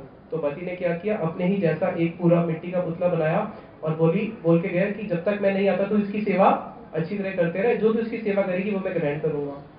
अब 2 3 4 महीने बीत गए। रात को क्या कर रही है, अपने पति का जो पुतला है उसको रात को विश्राम करा रही है, उसके पैर दबा रही है। उतने में दरवाजे में ठक ठक आवाज आती है। पति बोलता है मैं बाहर खड़ा हूँ, दरवाजा खोल। नहीं नहीं, अभी मैं नहीं खोल सकती, अभी मैं क्या कर रही हूँ, इसको शयन करा रही हूँ। अरे पगली है क्या, मैं बाहर खड़ा हूँ तो उसको शयन करा रही, दरवाजा खोल। अरे नहीं नहीं, चुप रहो, अभी वो सो रहे हैं, नींद डिस्टर्ब हो जाएगी, सुबह मैं खोलूंगी, बाहर बैठे रहो, खड़े रहो। तो कृष्ण अब ये बताओ, उस समय उसको क्या करना चाहिए? उस पुतले की सेवा करनी चाहिए, जो बाहर असली पति खड़ा उसकी सेवा करनी चाहिए? क्या करना चाहिए? उस पुतले की सेवा करनी चाहिए, जो बाहर असली पति खड़े उसकी सेवा करनी चाहिए? जो बाहर असली पति खड़े उसी की सेवा करनी चाहिए। और पुतले की सेवा करेंगे तो क्या बोलेंगे सब, उसको पागल है। तो उसी प्रकार से हम पागल नहीं है कि जो हमारे घर में जो पुतले खड़े हैं उसकी सेवा करें, तुम हमारे असली पति हो। और शास्त्र बोलते हैं कृष्ण कैसे हैं, जगत पते, कृष्ण पूरे जगत के पति हैं, पूरे सारी गोपियों के नाथ हैं। तो वहां पे जो कृष्ण है गोपियों को बोल रहे हैं कि तुम चली जाओ, और गोपियां नहीं जाती। तो चैतन्य चरितामृत ने बताया, भगवान कृष्ण कहते हैं कि जब कोई भक्त मेरी आज्ञा के विपरीत जाके भी मेरी सेवा करता है, उससे मुझे और आनंद आता है। वहां पे कृष्ण की जो मन की इच्छा है उसको किसने समझ लिया, उसको गोपियों ने समझ लिया। लेकिन वही कृष्ण ने जब ऋषि की पत्नियों को बोला था, जो ऋषि पत्नियां थी वो भी कृष्ण के पास आई थी भोजन लेके, कृष्ण ने बोला चले जाओ, और वो चुपचाप चली भी गई। तो कृष्ण की जो इच्छा है उसको हर कोई नहीं समझ सकता। कृष्ण बहुत टेढ़े हैं, उनको केवल उनके भक्तों के माध्यम से ही हम लोग समझ सकते हैं। बोलो भगवान श्री कृष्ण मदन मोहन जी की जय। उसके बाद भगवान की ब्रज में बहुत सारी सुंदर सुंदर लीलाएं हो रही हैं। अब जब कंस ने जितने भी असुरों को भेजा, कोई भी असुर ब्रज में जाता है वापस आता ही नहीं है। अब कंस ने सोचा कि क्यों ना मैं कृष्ण को ही मथुरा बुला लूं। अब कृष्ण को मथुरा बुलाने के लिए जो प्लेटफॉर्म बना, कृष्ण को कैसे मथुरा बुलाएंगे, क्या उन्होंने चाल चली, वो आज हमें अरविंद प्रभु श्रवण कराएंगे कि कैसे अक्रूर जी को भेजते हैं और फिर उनको मथुरा बुलाया जाता है।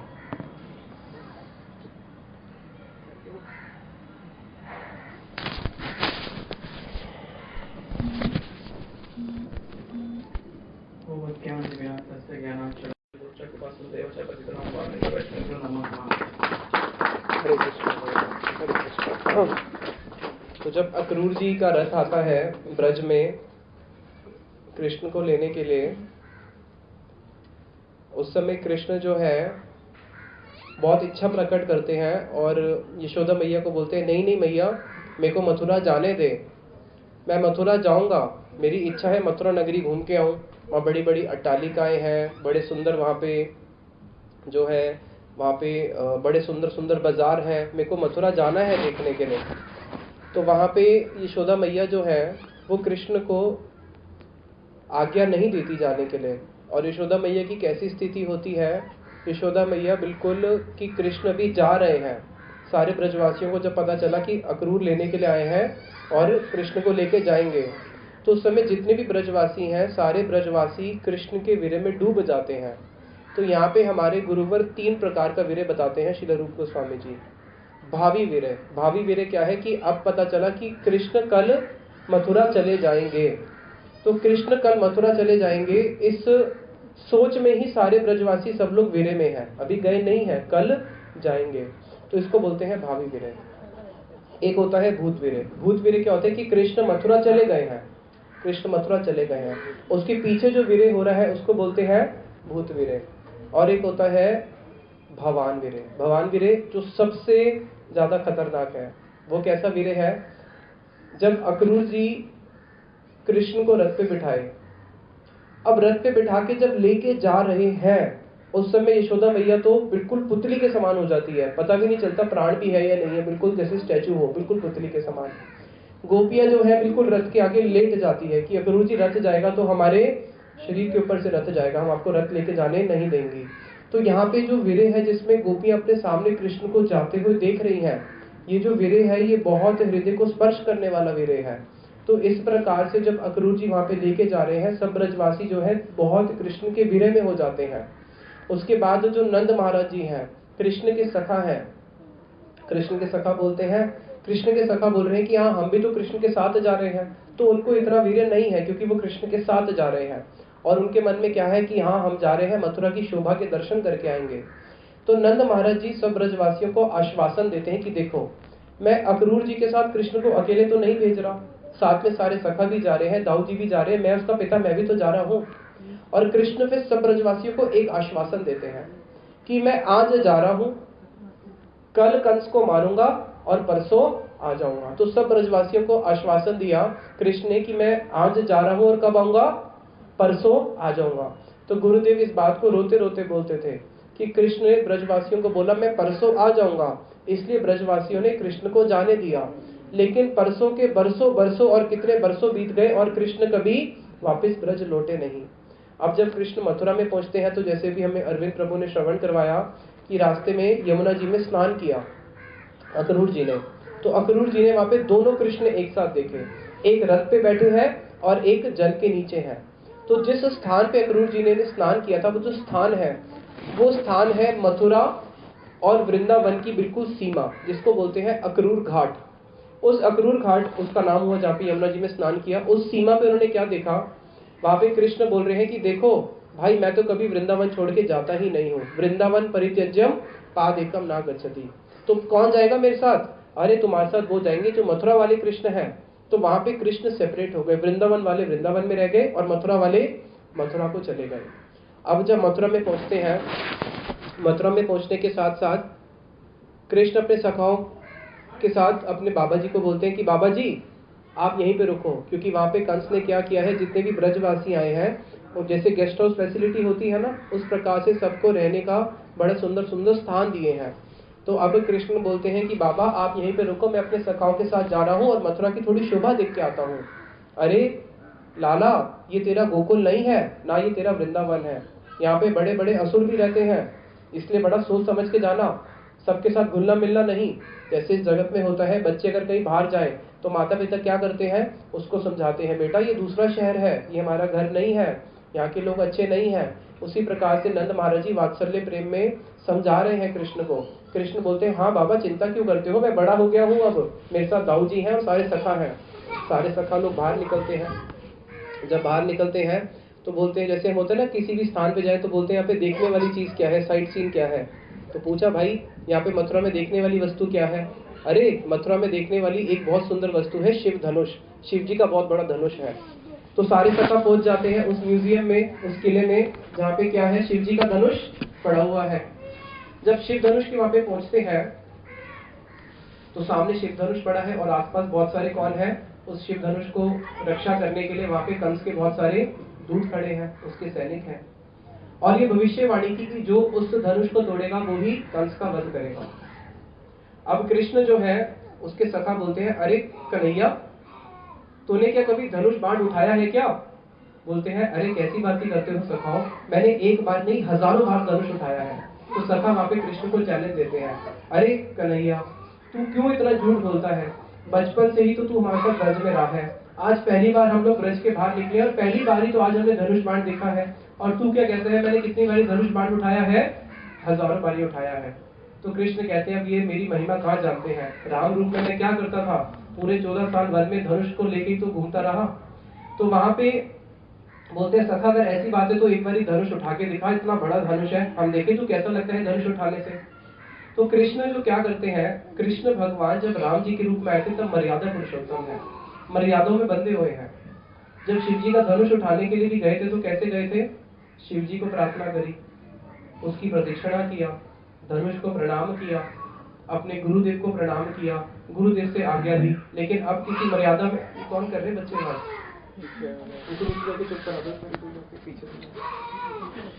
अरे ये रावण और कंस कहां से आगे नीचे, चारू मुष्टि, अभी तुम्हारा रोल आया नहीं है, बाद में आना।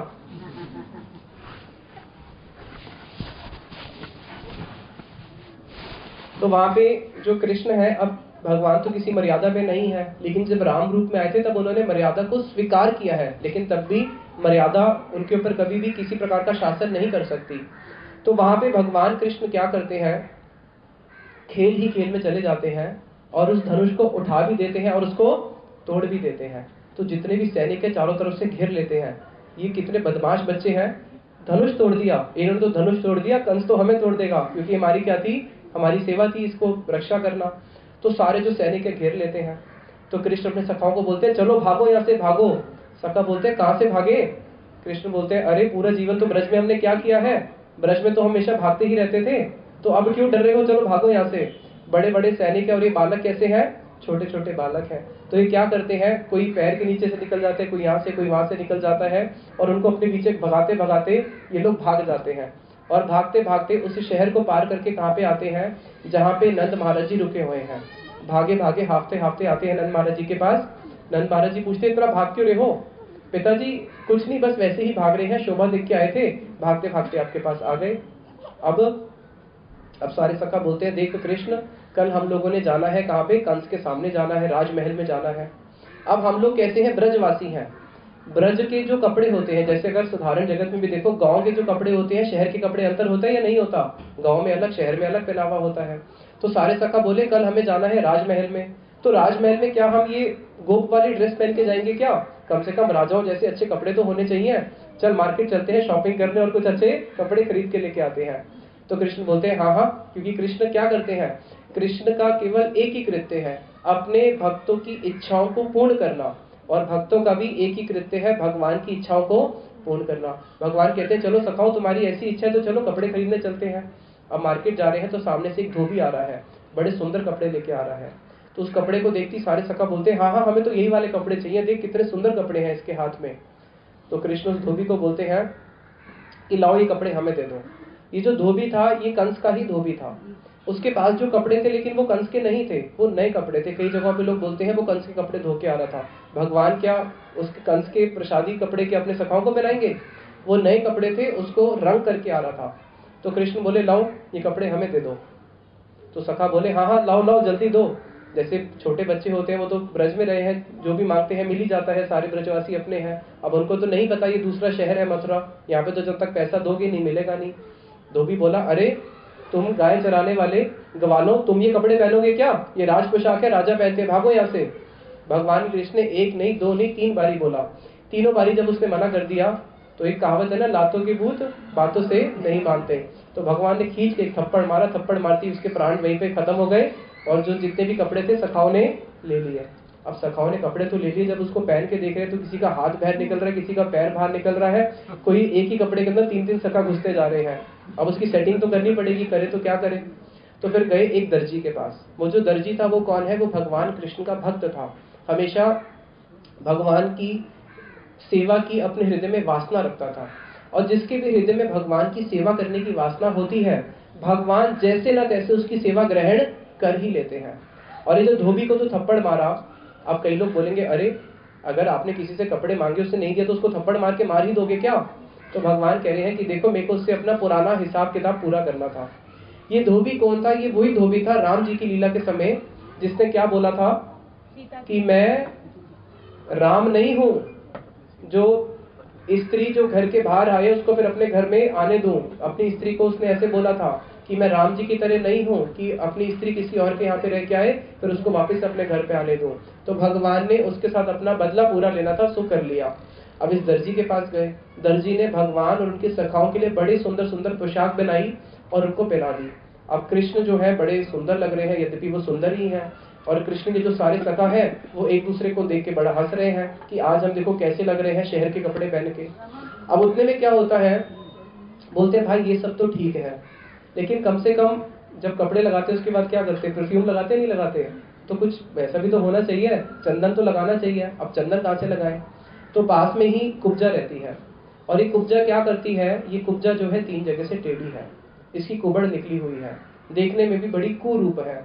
तो जो कुब्जा है इसकी एक सेवा की, ये कंस के महल में जाके रोज चंदन देती थी। तो भगवान कृष्ण ने जब कुब्जा को देखा, उसके हाथ में चंदन है, उसको आवाज दी, हे सुंदरी थोड़ा चंदन हमें भी दे दो। तो कुब्जा सोच रही है कि पूरा जगत तो मेरा मजाक उड़ाता है, जैसे कोई कुरूप हो उसको कोई अगर बोले तुम देखने में बहुत सुंदर हो, तो क्या हुआ, वो उसका उपहास करना हुआ। तो कुब्जा सोच रही है पूरा जगत तो मेरा उपहास उड़ाता है, और मुझे क्या पता था कि भगवान कृष्ण ये भी मेरा उपहास उड़ाएंगे। तो वहां पे कुब्जा जो है बोलती है कि हे प्रभु आप इसको ऐसे क्यों बोलते हो, सब लोग जानते हैं मैं कितनी कुरूप हूँ, और आप भी मुझे सुंदरी बोल के मेरा उपहास उड़ाते हो। भगवान बोले नहीं, जो लोग देखो कुरूप बोलते हैं तो उन्होंने देखो कभी देखा ही नहीं है, मैं तो तेरे हृदय को देख रहा हूँ, तेरा हृदय कितना सुंदर है, तो इसलिए मैंने देखो बोला है सुंदरी। तो वहां पे उसने भगवान को क्या किया, चंदन लेप किया। जब भगवान को चंदन लेप किया तो भगवान कभी किसी का कुछ रखते नहीं है। गीता में भगवान कहते हैं ये यथा मां प्रपदन्ते तामस तथा ये भजाम्य अहम, जो जैसा मेरा भजन करता है उसी के सेम प्रपोर्शन में मैं रेसिप्रोकेट करता हूँ, तो मैं भी देखो रेसिप्रोकेट करूंगा। जब तूने मेरे को चंदन लगा के सुंदर कर दिया तो मैं भी देखो सुंदर कर देता हूँ। एक चरण उसके चरण पे रखे, एक हाथ से उसकी ठोड़ी पकड़ी, दूसरा हाथ उसकी कमर पे लगाया और उसको बिल्कुल सीधा कर दिया, और देखा कितनी परम सुंदरी है वो। तो वहां पे जो कुब्जा है, कुब्जा पूर्व जन्म में कौन थी,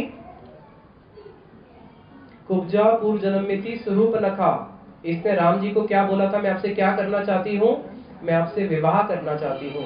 तो राम जी तो मर्यादा पुरुषोत्तम में है, स्वीकार नहीं कर सकते, लेकिन कृष्ण जो है उनकी जो कृपा है वो राम जी से कोटि कोटि गुना बड़ी है। जिन जिन भक्तों को राम जी ने अनुमोदन तो दिया कि हाँ मैं तुम्हें स्वीकार करूंगा, लेकिन स्वीकार नहीं किया, किस रूप में आके स्वीकार किया, फिर कृष्ण रूप में स्वीकार किया है। तो ये स्वरूप रखा ही थी जो कुब्जा के रूप में आई, फिर भगवान कृष्ण ने कुब्जा को स्वीकार कर लिया। तो वहां पे जो कृष्ण के सखा है, कृष्ण के सखा बोलते हैं अरे कृष्ण तू तो सबसे मित्रता करने में बड़ा दक्ष है, एक क्षण में ही किसी को भी अपना मित्र बना लेता है। अरे कृष्ण बोले ये कुब्जा भी 3 जगह से टेढ़ी, मैं भी 3 जगह से टेढ़ा, तो टेढ़ा टेढ़ी की तो जोड़ी अच्छी बनेगी ना, इसलिए मैंने उसको स्वीकार कर लिया। तो वहां पे कुब्जा को स्वीकार करने के बाद भगवान वापस पहुंचते हैं, और अगले दिन सुबह अब पहुंचेंगे उस राजमहल में। अब कंस को जब पता चला कि इन्होंने शिवजी का धनुष तोड़ दिया है, जो इतना आसान नहीं है उठाना, और बच्चों ने खेली खेल में कृष्ण ने शिवजी का धनुष भी तोड़ दिया, और कल अब वो क्या कर रहा है, मेरे सामने आ रहा है जहाँ पे कुश्ती होगी। तो कंस क्या करता है, कुवल्यपीड़ हाथी, उस हाथी को बिल्कुल द्वार पे खड़ा कर देता है, और कुवल्यपीड़ हाथी को आदेश होता है कि क्या करना, कृष्ण और बलराम जब आए तो वो राजमहल पे अंदर ही ना प्रवेश कर पाए, बाहर ही कुवल्यपीड़ हाथी उनको मार दे। कृष्ण बलराम जो है आ रहे हैं सुबह अपने सखाओं के साथ तैयार होके अपने मामा से मिलने के लिए, जैसे होता है ना भांजा मामा से मिलने के लिए जाता है, कंस क्या लगते हैं, उसके मामा लगते हैं। और बाहर कुवल्यपीड़ हाथी खड़ा है स्वागत के लिए। तो दाऊ जी बोलते हैं कि देखो हमारे मामा कितने हमसे प्रेम करते हैं, हमारे स्वागत के लिए बाहर किसको खड़ा किया है, हाथी को खड़ा किया है। कृष्ण बोलते हैं हाँ हाँ मैं भी जानता हूँ कि मेरे मामा मेरे को कितना प्रेम करते हैं, चलो थोड़ा पास से चल के उनका प्रेम चख भी लेते हैं। और हाथी क्या करता है, ये जो राज महाराज होते हैं उनके जो हाथी होते हैं, जब उनका कोई गेस्ट आता है तो हाथी उसको प्रणाम करता है, अपनी सूंड से उसके ऊपर ऐसे पंखा चलाते हैं, उस प्रकार से करता है। अगर आप लोगों ने वृंदावन में देखा हो, वृंदावन में जो गोकुल महावन है वहां पे 2 हाथी हैं, वो हाथी भगवान की शाम को सेवा करते हैं। कैसे सेवा करते हैं, अपनी सूंड से भगवान की घंटी बजाते हैं, अपनी सूंड से ही भगवान का चामर डुलाते हैं, और फिर भगवान को लेट के साष्टांग प्रणाम करते हैं। तो उसी प्रकार से वो सखा सोच रहे हैं कि हाँ हाँ मामा ने हाथी को भेजा है हमारे स्वागत के लिए। अब हाथी प्रणाम क्या करेगा, वो तो प्रणाम करने के माध्यम से सूंड और हाथ पैर चलाने लगा इनको मारने के लिए। तो कृष्ण बोले कि भाई जब ये इस प्रकार का प्रणाम कर रहा है हमें, तो हमें भी इसको थोड़ा आशीर्वाद तो देना चाहिए ना। तो हाँ दाऊ जी आशीर्वाद तो देना चाहिए, पहले आप दोगे या मैं दूं? नहीं दाऊ जी पहले आप ही आशीर्वाद दो फिर मैं देता हूँ। तो जैसे किसी को आशीर्वाद देते हैं तो ऐसे पीठ पे मारते हैं आशीर्वाद देते हैं, दाऊ जी बोले चल भाई तेरे को आशीर्वाद दे ही देता हूँ। तो दाऊ जी ने ऐसा आशीर्वाद दिया और ठाकुर जी ने, कृष्ण ने, दोनों ने मिलकर ऐसा आशीर्वाद दिया कि उस आशीर्वाद से उसको हमेशा के लिए भगवत धाम की प्राप्ति हो गई, भगवान के चरणों की प्राप्ति हो गई, यानी कि जयराम जी की। अब उसके दोनों जो दांत थे, दोनों दांत एक एक ने पकड़ लिए। कृष्ण ने बोला कि मैं अकेले क्यों पकड़ूं, एक दाऊ जी को भी पकड़ाता हूँ, क्योंकि जब मैं जाऊंगा तो सब लोग क्या बोलेंगे, कृष्ण की जय हो, कृष्ण की जय हो, और मेरे को शर्म आएगी कि दाऊ जी के सामने सब मेरी ही जय दे रहे हैं, उनकी भी जय होनी चाहिए। तो एक दांत उनके हाथ में भी पकड़ा दिया। अब जब कुवल्यपीड़ हाथी को मारा तो उसका जो खून है वो इनके वस्त्रों पे और इनके वपू पे लग गया। अब अगर किसी के शरीर पे खून लग जाए तो देखने में अच्छा लगता है? अच्छा तो लगता नहीं है। लेकिन कृष्ण कैसे हैं? कृष्ण सुंदर है या सुंदरता ने कृष्ण का आश्रय लिया हुआ है? दोनों में अंतर है। कृष्ण सुंदर है बोलना बहुत छोटा, सुंदरता ने कृष्ण का आश्रय लिया हुआ है, सौंदर्य ने कृष्ण का आश्रय ग्रहण किया हुआ है। कृष्ण बहुत सुंदर है, सौंदर्यता वहीं से ही निकलती है। सौंदर्य ने आश्रय लिया है कृष्ण के चरणों में जाके, जिसको हमने एक बारी पहले श्रवण भी किया था शायद, शोभा देवी, जो पूरे जगत को शोभा देती है। मोर में जो थोड़ी बहुत शोभा है, शोभा देवी ने दी है। चंद्रमा की शोभा कहां से आई है? शोभा देवी ने दी है। कमल में शोभा कहां से आई? शोभा देवी ने दी। इस जगत में जो नर नारी है, कोई सुंदर हैंडसम होता है, कोई क्यूट होता है, कोई स्मार्ट होता है, सबको शोभा देने वाली कौन है? शोभा देवी। तो ये शोभा देवी ने सोचा कि अब ना मेरा उम्र हो गई है, जवान हो चुकी, मुझे शादी करनी चाहिए। किससे करूं?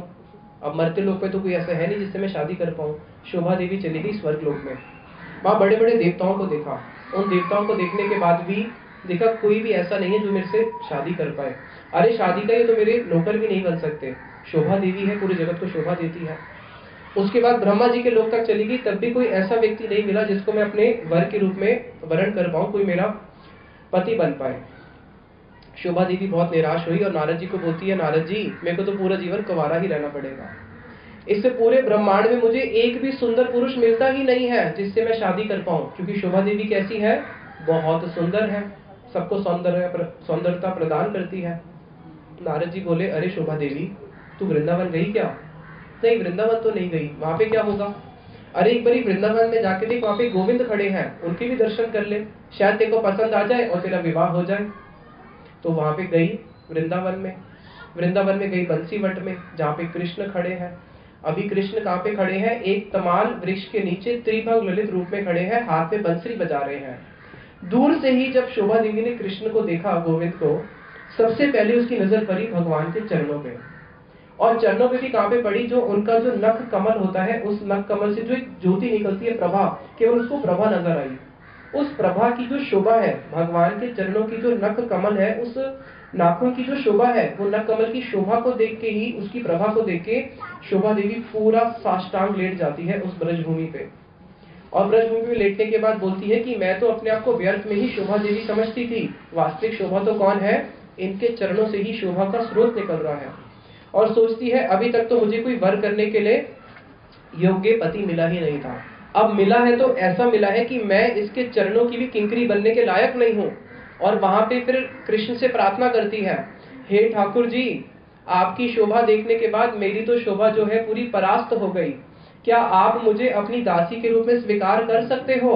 विवाह तो मैं आपको बोल भी नहीं सकती कि आप मेरे से विवाह करो, कम से कम मुझे अपनी दासी नहीं तो दासी की दासी की दासी के दासी के रूप में ही स्वीकार कर लो। तो भगवान कृष्ण इतने सुंदर हैं जिसको कोई वर्णन नहीं कर सकता। तो वहां पे कृष्ण जो अलंकार पहनते हैं, भूषण भूषण अंगनम, इस जगत में कोई व्यक्ति मेकअप करता है किस लिए? कि मैं सुंदर दिखूंगा। तो वहां पे जब कृष्ण भूषण को पहनते हैं तो भूषण अपने आप को सार्थक समझते हैं कि हम कृष्ण के अंग पे जाके भूषित हो गए, यानी कि भूषण कृष्ण को भूषित नहीं करेंगे, इस जगत में भूषण हमें भूषित करते हैं, लेकिन कृष्ण के उसमें क्या है कि जो भी भूषण कृष्ण धारण करते हैं वो स्वयं भूषित हो जाते हैं। कृष्ण का ऐसा सौंदर्य है। तो वहां पे कृष्ण के वपु पे, उनके जो वस्त्रों पे जितने भी दाग लगे हैं खून के, उससे भी कृष्ण कैसे नजर आ रहे हैं? उनकी सुंदरता बढ़ गई। उनके ऊपर खून गिरने से भी क्या होता है? सुंदरता बढ़ जाती है। कृष्ण जब माटी में अपने सखाओं के साथ खेलते हैं, जो गोबर होती है उनके शरीर पे गोबर लग जाती है, उससे उनकी सुंदरता और बढ़ जाती है। यहाँ तक कि कृष्ण अगर कोई वस्त्र नहीं पहने, बिना वस्त्रों के खड़े हो, तब भी कैसे है? तब भी उनकी शोभा जो है, उनकी शोभा तब भी निखर के बाहर आती है। तो वहां पे कृष्ण जब बलराम जी के साथ प्रवेश करते हैं, अब बिल्कुल उस कंस के महल में प्रवेश कर चुके हैं और वहां पे मल युद्ध होगा। किसके बीच में मल युद्ध होगा? कृष्ण और दाऊ जी का मल युद्ध होगा चारू और मुष्टि से। ये चारू और मुष्टि बहुत बड़े बड़े पहलवान हैं, इनके अनुगत्य में और हजारों पहलवान हैं, ये दोनों मुख्य पहलवान हैं। तो जैसे कृष्ण ने उस सभा में प्रवेश किया, वहां पे सारे मथुरावासी बैठे हैं। मथुरावासी में जो बैठे हैं वहां पे कुछ कृष्ण के सखा भी हैं, कुछ मथुरा की गोपियां भी हैं, कंस के जो मित्र हैं वो भी बैठे हैं, वहां पे कुछ ऋषिगण भी बैठे हैं। तो जितने भी मथुरावासी सब बैठे हैं, सब कृष्ण को जब देख रहे हैं तो सब कृष्ण को एक दृष्टि से नहीं देख रहे, अलग अलग दृष्टि से देख रहे हैं। 12 लोगों ने 12 हिसाब से भगवान को देखा, 12 रसों में देखा। कैसे देखा? दैत्य आचार्य सदस्य विकृतिम अरुण त्वाम मलवरयो, कि जितने भी रेसलर्स हैं जो भगवान के साथ अब युद्ध करेंगे, वो तो भगवान को कैसे देख रहे हैं? वीर रस में, कि हाँ हाँ अब आया है मौका, अब इसको दिखाएंगे कि हम कौन है और तुम कौन है। जैसे जब दो योद्धा आपस में लड़ने वाले होते हैं तो कौन सा रस प्रकट हो जाता है? वीर रस। दैत्य आचार्य सदस्य विकृतिम, विभस्त रूप में देखा। किसने? जो दैत्य के आचार्य थे, यानी कि जो कंस के जो आचार्य थे, यानी कि कंस ने जिनको भी अपना मंत्री के रूप में बना के रखा हुआ था, वो उसको कैसे देख रहे हैं? उनका जो चेहरा है बिल्कुल विकार आ गया। अरे भाई अब कंस का क्या होगा? ये तो धनुष तोड़ दिया, कुवल्यपीठ हाथी को मार दिया। और वहां पे जो कृष्ण के सखा है वो कैसे देख रहे हैं? कृष्ण के सखा जो है सख्य रूप में देख रहे हैं और हंस रहे हैं कि हाँ हाँ अब हमारा लाला आ गया, अब इनको बताएगा। कंस अपने आप को बहुत मानता था, अब होगा दोनों का आमना सामना। तो सखा कृष्ण को देख के हंस रहे हैं। और वहां पे जो माताएं हैं, माताएं कैसी हैं? जो वहां पे वृद्ध माताएं हैं वो कृष्ण को देख के रो रही हैं। उनके हृदय में वात्सल्य प्रेम और करुण, ये दो रस प्रकट हो गए। वात्सल्य आ रहा है, उनके कृष्ण को देखने से ही उनके स्तनों से अपने आप दूध गिरने लगा और उनके नेत्रों से आंसू गिरने लगे कि हाय इतना छोटा कोमल सा बालक जो अभी 10 साल 2 महीने का है, और कहां पे इतने बड़े बड़े चारों मुष्टि, क्या दोनों का समान कंपैरिजन हो सकता है? कंस कितना क्रूर है, कैसे इनका आपस में युद्ध हो सकता है? और वहां पे जो ऋषिगण है, जो ऋषि हैं, उन्होंने अपनी आंख बंद कर ली और वो भगवान को किस रूप में देख रहे हैं? शांत रस में, कि हाँ ये तो प्रभु है। उनके मन में ये नहीं भाव आ रहा कि ये छोटा बालक है, उनके मन में आ रहे तो प्रभु है, लेकिन ये भाव आ रहा है किनके हृदय में? जो कि वात्सल्य प्रेम से कृष्ण की आराधना करते हैं। दोनों में से कौन सा भाव ऊंचा है? कृष्ण हाय कैसे इनसे युद्ध करेंगे, ये भाव ऊंचा, या नहीं ये तो भगवान है, ये तो मार ही लेंगे? कौन सा भाव ऊंचा है? ये भगवान है मार ही लेंगे, ये भाव ऊंचा नहीं है, ये बहुत छोटा भाव है। भक्तों का भाव कौन सा होता है? नहीं नहीं कृष्ण को कष्ट होगा, अरे ठाकुर जी को भोग नहीं लगाया तो क्या हुआ, भगवान है खा ही लेंगे, 3 दिन 4 दिन 5 दिन भोग नहीं लगाया तो क्या हुआ। लेकिन भक्त से रहा नहीं जाता। तुलसीदास जी राम जी के भक्त हैं और कृष्ण के भक्त हैं सूरदास जी। एक दिन दोनों की आपस में भेंट हो गई। जब दोनों की भेंट हो गई तो इनके पास अपने राम जी के विग्रह हैं, उनके पास अपने ठाकुर जी के विग्रह हैं। सामने से भागता हुआ आ रहा था एक पागल हाथी। तुलसीदास जी तो वहीं खड़े रहे कि हाँ मेरे राम है, मेरे राम मेरी रक्षा करेंगे। और सूरदास जी भाग के किसी पेड़ के ऊपर चढ़ के बैठ गए। तो वहां पे जब हाथी चला गया तो उन्होंने बोला कि आपको अपने भगवान पे भरोसा नहीं है क्या? देखो मेरे को तो अपने भगवान पे कितना भरोसा, मेरी रक्षा करेंगे। बोलेंगे भाई तेरा भगवान भगवान होगा, मेरा भगवान तो यशोदा का लाला है, मैं तो उसकी रक्षा करने के लिए गया था, उसको कुछ हो गया तो इनका भाव उनसे ऊंचा है। तो यहाँ पे जो भक्त होता है, भक्त का जो भाव होता है वो कैसा होता है कि भगवान को मैं भोग लगाऊंगा तब वो खाएंगे। और जो शांत रस में है, अरे उनको क्या भोग लगाना, वो तो पूरे जगत को खिलाने वाले, मैं कौन हूं तो उनको खिलाने वाला। ये भाव बहुत छोटा भाव है। लेकिन इससे ऊंचा भाव होता है कि मैं ही उनको खिलाऊंगा। यशोदा मैया और नंद बाबा का भाव कैसा है कि मैं कृष्ण की रक्षा करूंगा। हमारा कैसा होता है, कृष्ण हमारी रक्षा करेंगे, लेकिन कृष्ण को होता है मेरी रक्षा कौन करेगा, मेरी रक्षा तो मेरे बाबा करेंगे। कृष्ण डर के यशोदा मैया नंद बाबा की गोद में बैठ जाते हैं। तो वो एक ऐसा ऊंचा प्रेम है जिस प्रेम में भगवान भूल जाते हैं कि मैं भगवान हूं। तो वहां पे सब लोगों ने कृष्ण को अलग अलग रूप में दर्शन करे, और जो वहां पे गोपियां हैं वो कृष्ण को कैसे दर्शन कर रही है, साक्षात कामदेव के रूप में दर्शन कर रही हैं।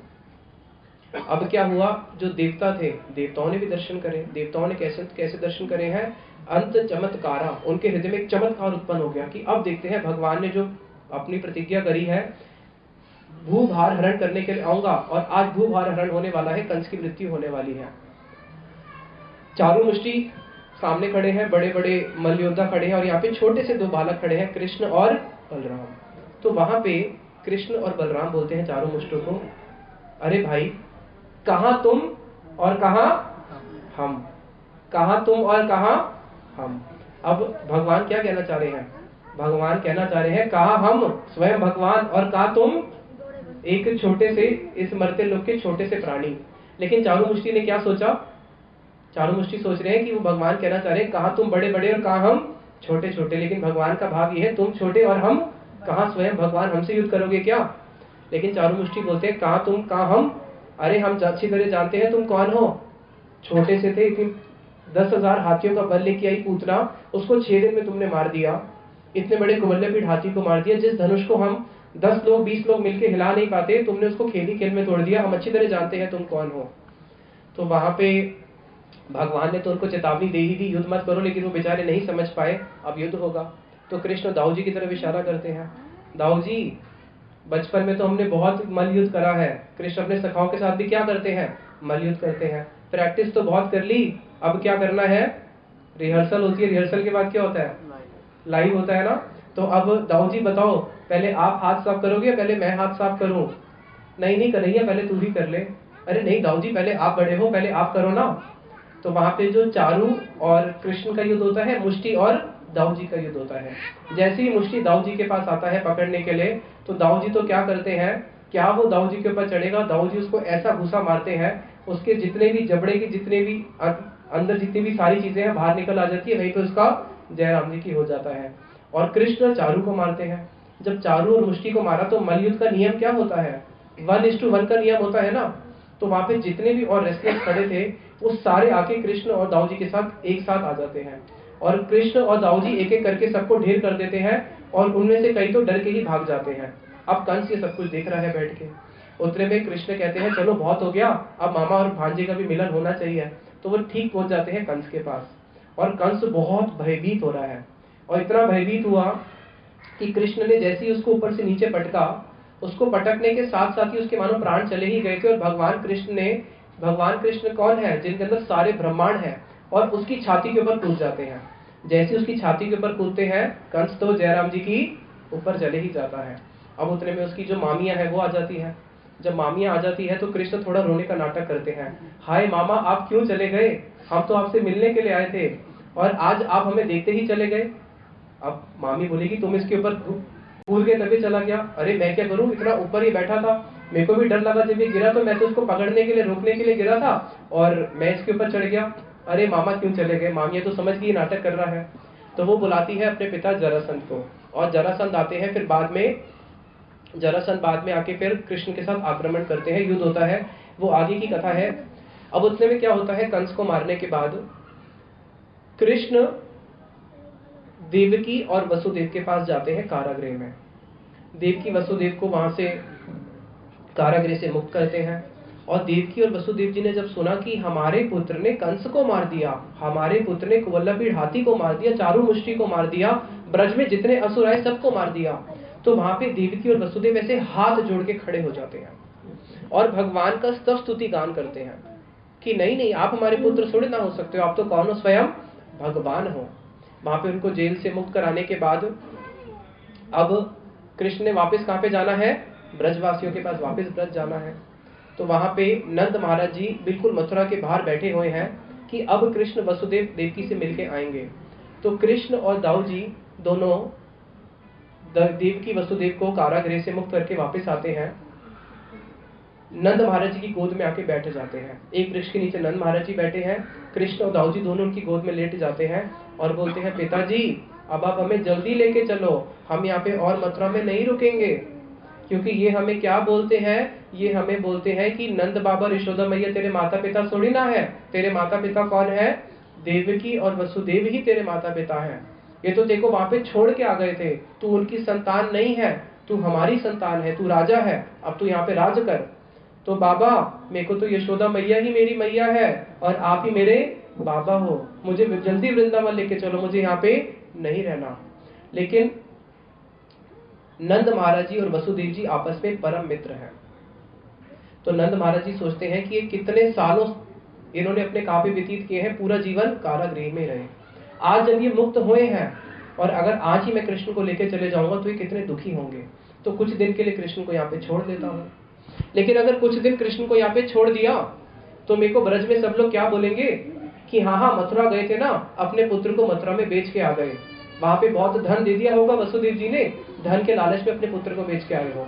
और मैं यशोदा मैया को क्या बोलूंगा, ब्रजवासियों को क्या बोलूंगा, उनके सामने तो मैं कुछ उत्तर ही नहीं दे पाऊंगा, क्योंकि अकेले मैं ही आया हूं कृष्ण के गार्डियन के रूप में और मैंने उनको आश्वासन दिया था कि मैं कृष्ण को लेके आऊंगा, तो मैं खाली हाथ कैसे जा सकता हूँ।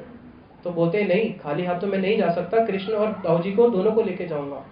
तो एक रूप में क्या होता है, एक रूप में नंद महाराज जी, अब यहाँ पे अच्छी तरह समझना, एक रूप में नंद महाराज जी अपने कंधे पे इधर बिठाते हैं, कृष्ण को इधर बिठाते हैं, दाऊ जी को, और चले जाते हैं ब्रज में। और दूसरे रूप में कृष्ण क्या करते हैं, नंद बाबा क्या करते हैं, दूसरे रूप में कृष्ण और दाऊ जी को दोनों को मथुरा छोड़ देते हैं और अकेले जाते हैं। अब यहाँ पे इसको थोड़ा सा अच्छी तरह समझेंगे।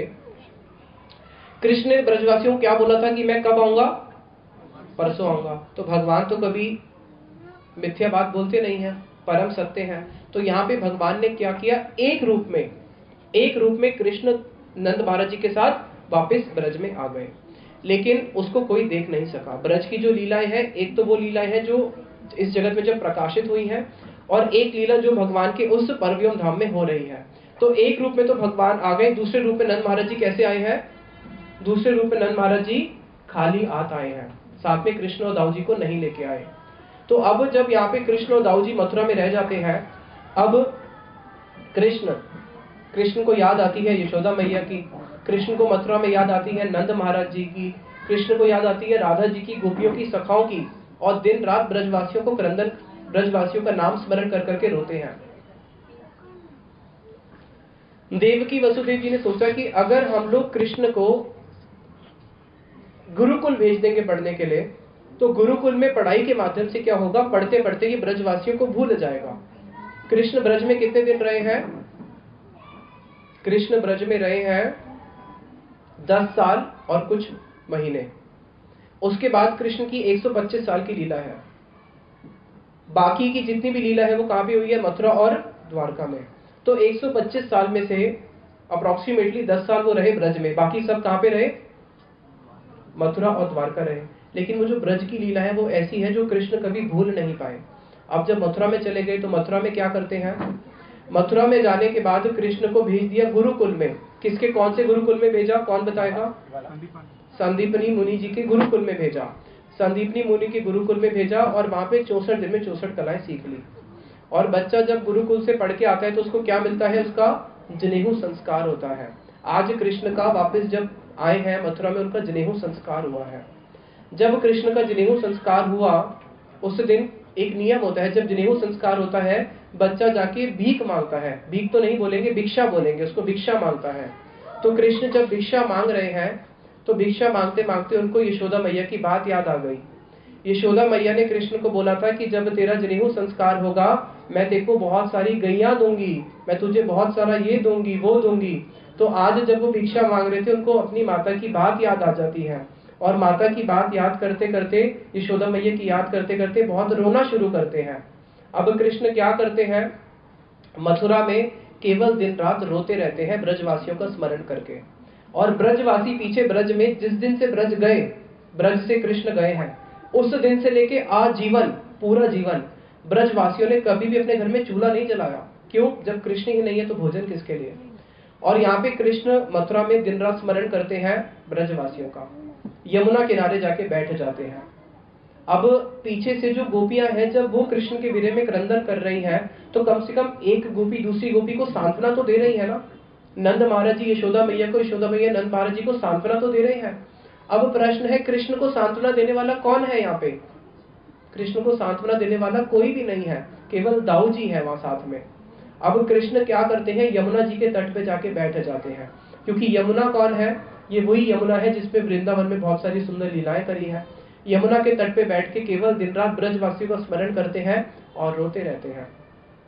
अब उतने में क्या हुआ, कृष्ण फिर आगे द्वारका चले जाते हैं, जरासंध के साथ युद्ध होता है, उस पर हम नहीं जाएंगे, बहुत लंबा प्रसंग है। जरासंध के साथ युद्ध हुआ, कृष्ण आगे द्वारका चले गए। द्वारका में जाने के बाद कृष्ण ने कितने विवाह करे हैं? 16,108 उन्होंने विवाह करे। अब रात को जब सोते हैं, अपनी पत्नी रुक्मिणी का आंचल पकड़ लेते हैं और पकड़ते हुए क्या बोलते हैं? हा राधे, हा ललिते, हा विशाखे, हे राधे ब्रज देवी के। राधा जी का नाम लेते हैं। तुंग विद्या, चंपक लता, रंग देवी, सुदेवी, सारी गोपियों के नाम लेते हैं। कृष्ण की जो सारी महर्षियां हैं, सारी महर्षियां आपस में मिलकर सोचती हैं, अरे कृष्ण तो केवल ब्रज में 10 या 11 साल रहे थे और आज कितने वर्ष बीत चुके हैं, 100 वर्ष बीत चुके हैं ब्रज को छोड़े हुए। 100 साल से ऊपर कृष्ण की आयु हो चुकी है, लेकिन कृष्ण 100 साल से ऊपर होने पर भी उनकी जो आयु है वो हमेशा क्या रहती है? किशोर ही रहती है। कृष्ण कभी भी किशोर अवस्था को अतिक्रम नहीं करते, किशोर से आगे नहीं बढ़ते। 100 साल हो, 120 हो, कृष्ण हमेशा युवा ही रहते हैं। और आज भी कृष्ण क्या करते हैं? रात को राधे राधा का नाम लेके रोते हैं, क्रंदन करते हैं। तो ऐसा क्या गोपियों कोई जादू टूना जानती थी क्या, या कोई मंत्र जानती थी कि इतने सालों के बाद भी उन गोपियों को आज तक भूल ही नहीं पाए हैं? और हम लोग एक नहीं 16,108 पत्नियां हैं, तब भी इनको किसका स्मरण होता है? हमेशा ब्रज गोपियों का ही स्मरण होता है। तो वहां पे उन्होंने रोहिणी मैया से पूछा, क्योंकि रोहिणी मैया भी द्वारका में ही रहती थी। तो रोहिणी ने बोला कि तुम्हारा प्रेम और गोपियों का प्रेम, उसमें जमीन आसमान का अंतर है। ब्रजवासियों का जो प्रेम है और जो द्वारका वासियों का प्रेम है, उसमें बहुत अंतर है। कैसा प्रेम है? ब्रजवासियों को जब पता चला कि कृष्ण कालिया का दमन करने के लिए यमुना में कूद चुके हैं, तो सारे ब्रजवासी आ गए यमुना के तट पे अपने प्राणों को निछावर करने के लिए कि अब हम लोग भी यमुना जल में कूद जाएंगे। और द्वारका वासियों का कैसा प्रेम है? कृष्ण जाम्बवंत से युद्ध करने के लिए एक गुफा में गए और सारे सैनिकों को बोल दिया, बच्चों मुर्गा बना देंगे, बच्चों हनुमान चालीसा शांति। बच्चों को क्या बोला? कृष्ण युद्ध करने के लिए जामवंत के पास गए और अपने सैनिकों को बोला कि मैं अंदर जा रहा हूं गुफा में, जब तक मैं नहीं आता यहीं खड़े रहना। और 1, 2, 4, 5 दिन, कितने दिन बीत गए, कृष्ण आए ही नहीं। तो सारे सैनिकों को क्या लगा कि कृष्ण उसको परास्त करने नहीं गए थे, कृष्ण खुद ही परास्त हो गए हैं। अब कहीं ऐसा ना हो कि हमको भी जामवंत बाहर आके मार दे। वो जो गुफा थी, उस गुफा के आगे चट्टान लगा दी और वापस द्वारका में आ गए। और द्वारका में आने के बाद क्या खबर फैल गई कि कृष्ण गए थे युद्ध करने गुफा में, उसके बाद वापस आए ही नहीं है। अब एक ये मिस्ट्री रह गई कि क्या हुआ, किसी को नहीं पता। लेकिन तब भी द्वारकावासी ने अपने प्राण त्याग दिए क्या? प्राण तो नहीं त्यागे, तब भी खा रहे हैं, पी रहे हैं, उनको जीवन तो चल ही रहा है। लेकिन ब्रजवासी कृष्ण से एक क्षण का विरह भी सहन नहीं कर सकते। कितना? एक क्षण का भी। इस चीज को प्रकाशित किया भगवान श्री कृष्ण ने द्वारका में एक लीला करके। क्या लीला का अभिनय किया? कि मेरा सर दर्द हो रहा है, रुक्मिणी जी मेरा सर दर्द हो रहा है। और जितनी भी सारी उनकी महर्षियां हैं, सत्यभामा, सबको बोला कि मेरा सर दर्द हो रहा है। अरे आपका सर दर्द हो रहा है तो हम क्या करें? वैद्य को बुलाएं। बड़े से बड़ा वैद्य आ गया, सर दर्द ठीक नहीं होता, कोई तो उपाय होगा। नारद जी आए। नारद जी बोले, हाँ आप बताओ, आप उपाय बताओ, मैं उसको कुछ ना कुछ करूंगा। हाँ नारद जी, एक उपाय है, अगर कोई अपने चरणों की रज मुझे दे दे तो मेरा सर दर्द ठीक हो जाएगा। बस इतनी सी बात है तो ठीक है। अरे रुक्मिणी, सत्यभामा, तुम्हारे कृष्ण क्या लगते हैं? पति लगते हैं और पूरे जगत के नाथ हैं, स्वयं भगवान है। तुम अपने चरणों की रज दे दो, उससे इनका मस्तक जो दर्द हो रहा है, सर दर्द ठीक हो जाएगा। सारे वैद्य सारी औषधि दे चुके हैं, सारी औषधि फेल हो चुकी है। तो रुक्मिणी बोलती है, नारद जी कैसी बातें करते हो? क्या कभी कोई पत्नी अपने चरणों की रज अपने पति को देती है क्या? और ये तो पति ही नहीं, पति परमेश्वर है, स्वयं साक्षात भगवान है, हम नरक में जाएंगी, ऐसी बातें मत करो। नारद जी कहते हैं, कुछ नहीं होता, द्वारका में और भी तो भक्त हैं, सबसे जाके मिलता हूँ। पूरे द्वारका में सबसे पूछ लिया, किसी ने भी अपने चरणों की रज नहीं दी। पूरा भारत घूम लिया, किसी ने भी, सारे कृष्ण के भक्तों के पास गए, किसी भी भक्त ने अपने चरणों की रज नहीं दी। नारद जी बड़े दुखी होके आए। कृष्ण बोले, क्या हुआ? रज लेके आ गए?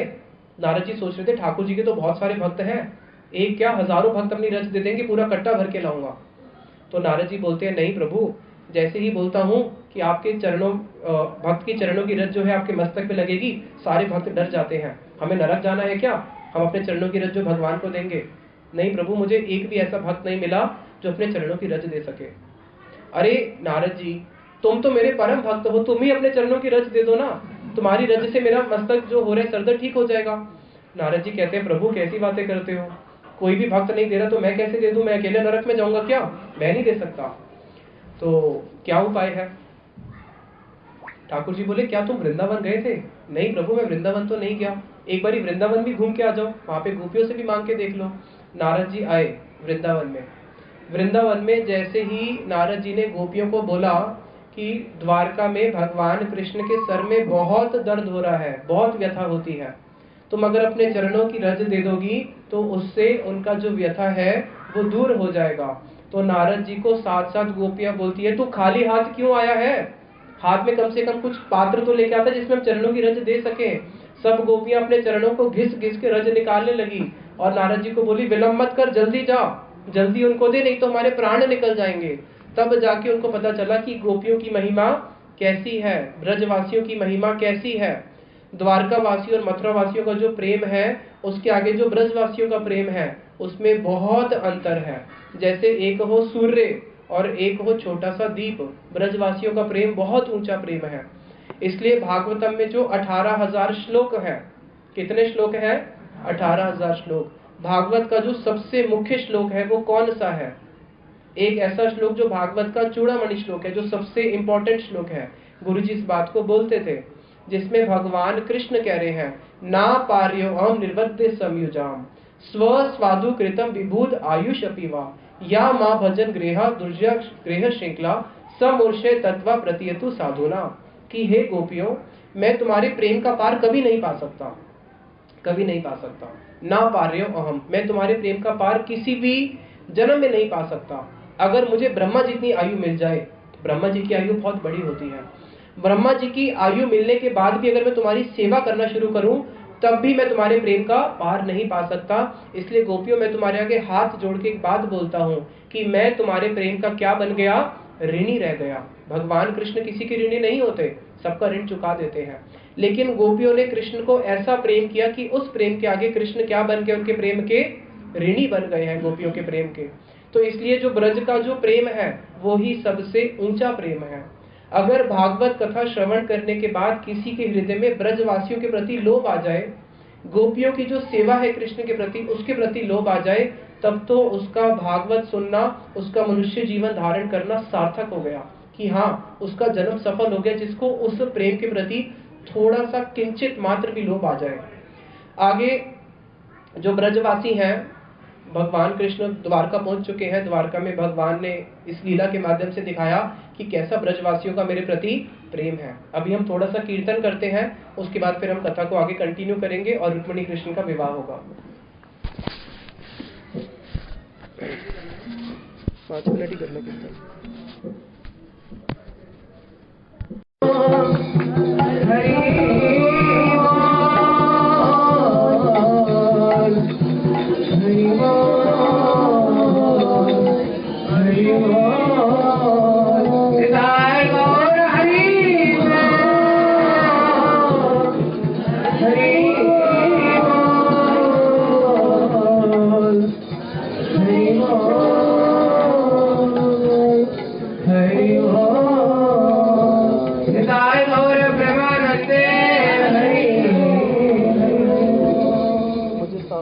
श्याम सुंदर की दुल्हन नादों के लिरिक्स निकाल लो। हरे कृष्णा। तो अभी हम लोग रुक्मिणी कृष्ण विवाह के साथ भागवत को विश्राम देंगे। एक व्यक्ति वृंदावन गया और वृंदावन में दर्शन करके आया। लाखों लोग वृंदावन में रोज आते हैं, दर्शन करते हैं। और उसने बोला वृंदावन? हाँ हाँ, वृंदावन तो मैं दर्शन कर ही आया, वृंदावन तो मैं पूरा घूम आया। गोवर्धन गए थे? हाँ हाँ, गोवर्धन भी गया था। बरसाना नंदगांव? अरे हाँ हाँ, बरसाना नंदगांव सब देख के आए हैं। कौन सा मंदिर नहीं देखा? प्रेम मंदिर देखा, बाकी बिहारी देखा, बाकी टिक्की खाई, सब कुछ खाया, बहुत अच्छा लगा। ठीक है, अगली बार कब जाओगे? अरे एक बार ही घूमा है, अगली बार गोवा जाएंगे, ऊटी जाएंगे, दुनिया भर की चीजें हैं, बार बार थोड़ी ना वृंदावन जाना है। इसका मतलब उसने वृंदावन नहीं देखा, वृंदावन नहीं गया, गोवर्धन नहीं गया। क्योंकि वृंदावन एक ऐसा स्थान है जो एक बारी वहां चले जाए, उसको जो वहां पे रस मिलता है, उसके तो पूरा ब्रह्मांड भी घूम ले, उसको पूरा ब्रह्मांड फीका नजर लग जाता है, उसको बस वृंदावन का चस्का लग जाता है, नहीं अब कहाँ जाना है, वृंदावन। इसलिए आप देखना, जो भी वृंदावन के ठाकुर जी से प्रेम करते हैं उनसे पूछो गर्मी की छुट्टी कहाँ जाना है, वृंदावन। सर्दियों में कहाँ जाना है, वृंदावन। दशहरा हॉलीडेज वृंदावन वृंदावन वृंदावन, और कहीं नहीं जाना क्या भाई, वृंदावन के अलावा और हम कहीं जा ही नहीं सकते। क्यों? लिखा होता है ना, I lost my heart in Vrindavan. भाई अब हृदय ही तो सबसे मूल होता है, जब हृदय ही वृंदावन में रह गया तो बाकी और कहाँ जाएंगे। तो वृंदावन एक ऐसा धाम है जिसका उसके साथ प्रेम हो जाए, वृंदावन धाम से प्रेम हो जाए, फिर वो कहीं जा ही नहीं सकता। जब भी समय मिलेगा वृंदावन। हम लोग वृंदावन में रहते हैं, वृंदावन में रहने के कारण भारत के जितने भी तीर्थ गए, ऐसा नहीं है नहीं गए, कहीं पे भी जाते हैं, कहीं पे भी दूर जाते हैं तो मन करता है कि नहीं नहीं भाई यहाँ पे क्यों आए, वृंदावन ही जाना है। वृंदावन जैसा तीर्थ और कहीं है ही नहीं। हाँ, नवदीप धाम कह सकते हैं क्योंकि नवदीप और वृंदावन अभिन्न है। उसी प्रकार से किसी ने भागवत सुनी, अरे हाँ हाँ हमने जीवन में एक बारी भागवत सुन ली, एक ही बारी तो सुननी होती है, नहीं, उसने भागवत नहीं सुनी, क्योंकि ये वस्तु ऐसी है, उससे प्रेम हो जाता है। जिसने भागवत सुनी उसका फल क्या है, जो वृंदावन गया उसका फल क्या है। वृंदावन में 2 पति पत्नी गए और वापस भी 2 आ गए तो वृंदावन नहीं गए, गए 2 और आए 3 तो मानेंगे वृंदावन गए। तीसरे कौन, ठाकुर जी, गए 4 आए 5 तो मानेंगे कि हाँ वृंदावन गए। हाँ मैं अपनी पत्नी के साथ वृंदावन गया था और वापस आ गया, नहीं भाई, वास्तविक में जो वृंदावन जाएगा संतों को संग करेगा वो क्या बोलेगा, भाई मैं गया तो पत्नी के साथ था लेकिन वापसी में कौन आ गए मास्टर, लड्डू गोपाल आ गए। उसका वृंदावन जानना मानना पड़ेगा कि हाँ भाई भगवान को अपने साथ लेके आया, उससे संबंध युक्त हो गया है। उसी प्रकार से जो भागवत सुनते हैं, भागवत सुनने के बाद जिसके मन में आ जाता है कि नहीं कृष्ण कथाएं कितनी मधुर है, मैं तो कृष्ण कथा कभी जीवन में नहीं छोड़ूंगा, दिन रात क्या करूंगा, हमेशा भगवान की कथाओं में ही रमा रहूंगा, उसका भागवत सुनना सार्थक होता है। इसलिए भागवत में बोला गया है नित्यम भागवतम श्रृणु, नित्य भागवत सुनो। नित्य का तो और 24 घंटे है, 24 घंटे नहीं तो कम से कम रोज सुन लो। अरे रोज नहीं सुन सकते, कम से कम हफ्ते में 1 दिन तो सुनो।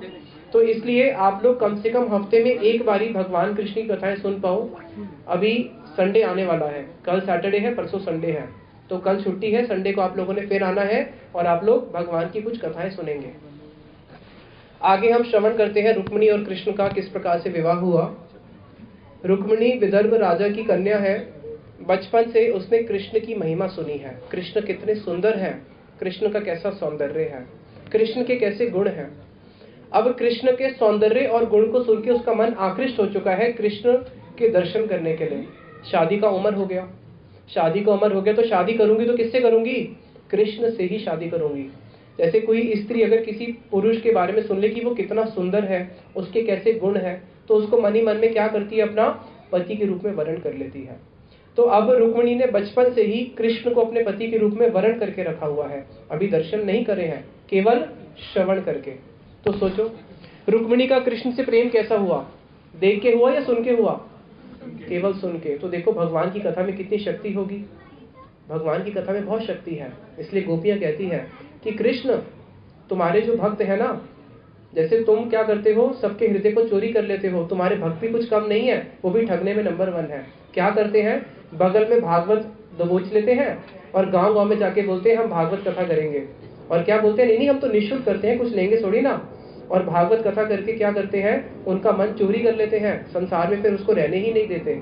और वो भी क्या करता है, आपका भक्त बन जाता है, पागलों की तरह वो भी दौड़ता रहता है। इसलिए जो भगवान के भक्त होते हैं उनको संसार के लोग क्या बोलते हैं, पागल बोलते हैं, नहीं बोलते। सुबह सुबह 4 बजे उठ जाओ माला करने के लिए, पागल हो गया ये तो, बोलते हैं नहीं बोलते। भक्तों को सब लोग पागल बोलते हैं और भक्त उनको पागल बोलते हैं। वो पैसे के पीछे पागल है, हम जो पैसे के पति के भी जो पति है लक्ष्मीपति कृष्ण, उसके पीछे पागल है तो दोनों ही पागल है ना। तो वहां पे रुक्मिणी ने केवल बचपन से कृष्ण के बारे में सुना, उस कृष्ण कथा का ऐसा प्रभाव पड़ा उसके हृदय में कि अब कृष्ण को ही पति के रूप में वर्ण करूंगी, नहीं तो किसी को पति के रूप में वर्ण नहीं करूंगी। अब जब रुक्मिणी का उम्र हुआ, अब शादी होगी, तो रुक्मिणी का जो भाई है उसका नाम है रुक्मी। अब वो अपनी बहन की शादी कराना चाहता है शिशुपाल से। और रुक्मिणी शिशुपाल से विवाह नहीं करेगी। शादी से 3 दिन पहले सारी तैयारियां हो चुकी हैं। शादी से 3 दिन पहले पूरा राजा की बेटी है, पूरा जितने बड़े आसपास के सब राजा हैं सबको निमंत्रण दिया गया है, हमारी कन्या का विवाह है रुक्मिणी का, आप आइए। सारे जितने भी दुष्ट राजा हैं शिशुपाल के, जरासंध आदि सब लोग आ चुके हैं। अब रुक्मिणी ने एक ब्राह्मण के हाथों एक पत्र लिखा और पत्र भेज दिया द्वारका से, जो रुक्मिणी का विदर्भ राजा है बहुत दूर है। ब्राह्मण पहुंचा पत्र लेके कृष्ण के पास। अब 3 दिन पहले विवाह है, पत्र भेज दिया और रुक्मिणी सोच रही है कि कहीं ऐसा तो नहीं ब्राह्मण जब तक उस कृष्ण के पास पत्र लेके पहुंचेगा तब तक मेरा कहीं शादी ही ना कर दें ये लोग। रुक्मिणी दिन रात कृष्ण के वीरे में क्रंदन कर रही है और जैसे ही कृष्ण को पत्र मिला, कृष्ण ने देखा अब तो विलंब कर ही नहीं सकता। रात को जैसे ही पत्र मिला उसी समय बिना दाऊ जी को बोले ही चुपचाप भाग गए रुक्मिणी के पास। रात ही रात में पहुंच जाते हैं उस शहर में जहाँ पे अब रुक्मिणी का सुबह अगले दिन विवाह होना है। और एक नीति है वहां पे कि शादी से 1 दिन पहले अंबिका की पूजा करने के लिए राजमहल के बिल्कुल बाहर जो अंबिका का जो श्री विग्रह है उसके दर्शन करके उसकी पूजा करके अंबिका का आशीर्वाद लेंगी, फिर अगले दिन विवाह मंडप में बैठेंगी। तो रुक्मिणी जी अपनी सब सखियों के साथ विवाह मंडप से 1 दिन पहले, शादी से 1 दिन पहले अंबिका की पूजा करने के लिए जाती है।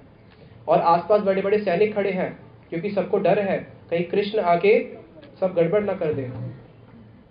और वहीं पे ही कृष्ण अंबिका के उसी मंदिर में पहुंच जाते हैं क्योंकि रुक्मिणी ने पत्र में लिख के भेजा था कि मैं कहाँ पे मिलूंगी आपको, अंबिका की पूजा करने जाऊंगी, तब मैं राजमहल के बाहर आ जाऊंगी, उसी समय आप आके मुझे यहाँ से अपहरण कर लेना।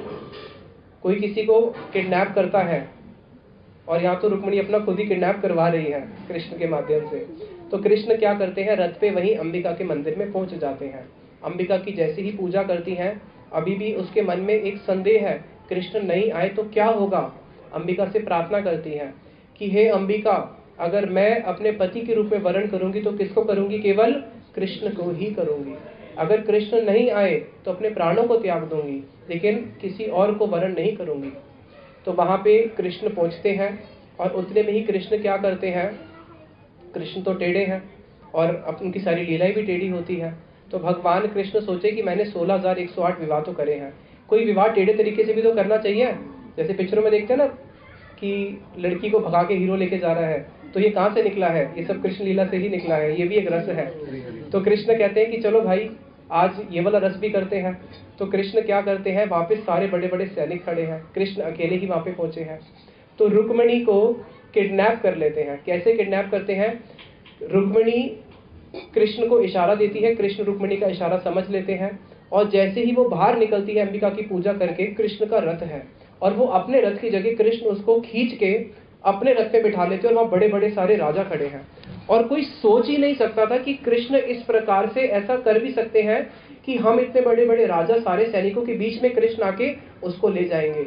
मानो ये तो ऐसा लगा कि जैसे शेर था, शेर के मुंह में उसका शिकार आ चुका था और वो राजा बोल रहे हैं कि शेर के मुंह में आया हुआ शिकार का कभी उसके हाथ से जाता है, मुंह से नहीं जाता। और कृष्ण ने क्या किया, हमारे मुख से ही हमारा निवाला छीन लिया। और कृष्ण जब वहां पे रथ पे बिठा के उसको भगा के लेके जा रहे होते हैं, रुक्मिणी देखने में इतनी सुंदर थी कि जब रुक्मिणी अंबिका की पूजा करने गई थी तो वहां जितने सैनिक खड़े थे, सारे सैनिकों रुक्मिणी का उस सौंदर्य को देख के उनके हाथ से उनके अस्त्र शस्त्र गिर गए थे और सारे के सारे सैनिक केवल रुक्मिणी को देखी जा रहे थे कि कितनी सुंदर है ये, और कृष्ण भी कैसे सुंदर है। तो उनके सौंदर्य ने ही उनको ऐसा मोहित कर दिया कि उनको पता ही नहीं चला कि कब कृष्ण उनको रथ पे बिठा के लेके भी चले गए। जब रथ चलने लगा, वो आगे जाने लगे, तब उनकी बुद्धि खुली, अरे ये हो क्या रहा है, ये तो कृष्ण ने क्या किया, हमारे देखते ही देखते हमारी ही अपने राजा की पुत्री रुक्मिणी को इसने हरण कर लिया। तो सारे के सारे जो सैनिक हैं भागते हैं कृष्ण के पीछे। और कृष्ण जो है जब जा रहे हैं रुक्मिणी को लेके रथ में, उतने में ही दाऊ जी को बात पता चल जाती है कि कृष्ण गए हैं रुक्मिणी को हरण करने के लिए। तो दाऊ जी भी पहुंच जाते हैं। जितने भी राजा होते हैं, शिशुपाल आदि, सबके साथ पे कृष्ण का युद्ध होता है, सबको कृष्ण परास्त कर देते हैं। और रुक्मिणी का जो भाई है रुक्मी, वो और पीछे तक भागता रहता है। और कृष्ण फिर रुक्मी को क्या करते हैं, उसको बंदी बना के तलवार से जैसे उसको मारने वाले होते हैं, तो रुक्मिणी की आंखों में करुणा आ जाती है। बोलती है, नहीं, अभी मैंने आपके साथ विवाह करना है और ये आपके अब संबंधी हो चुके हैं, आप कैसे मेरे भाई को मार सकते हो।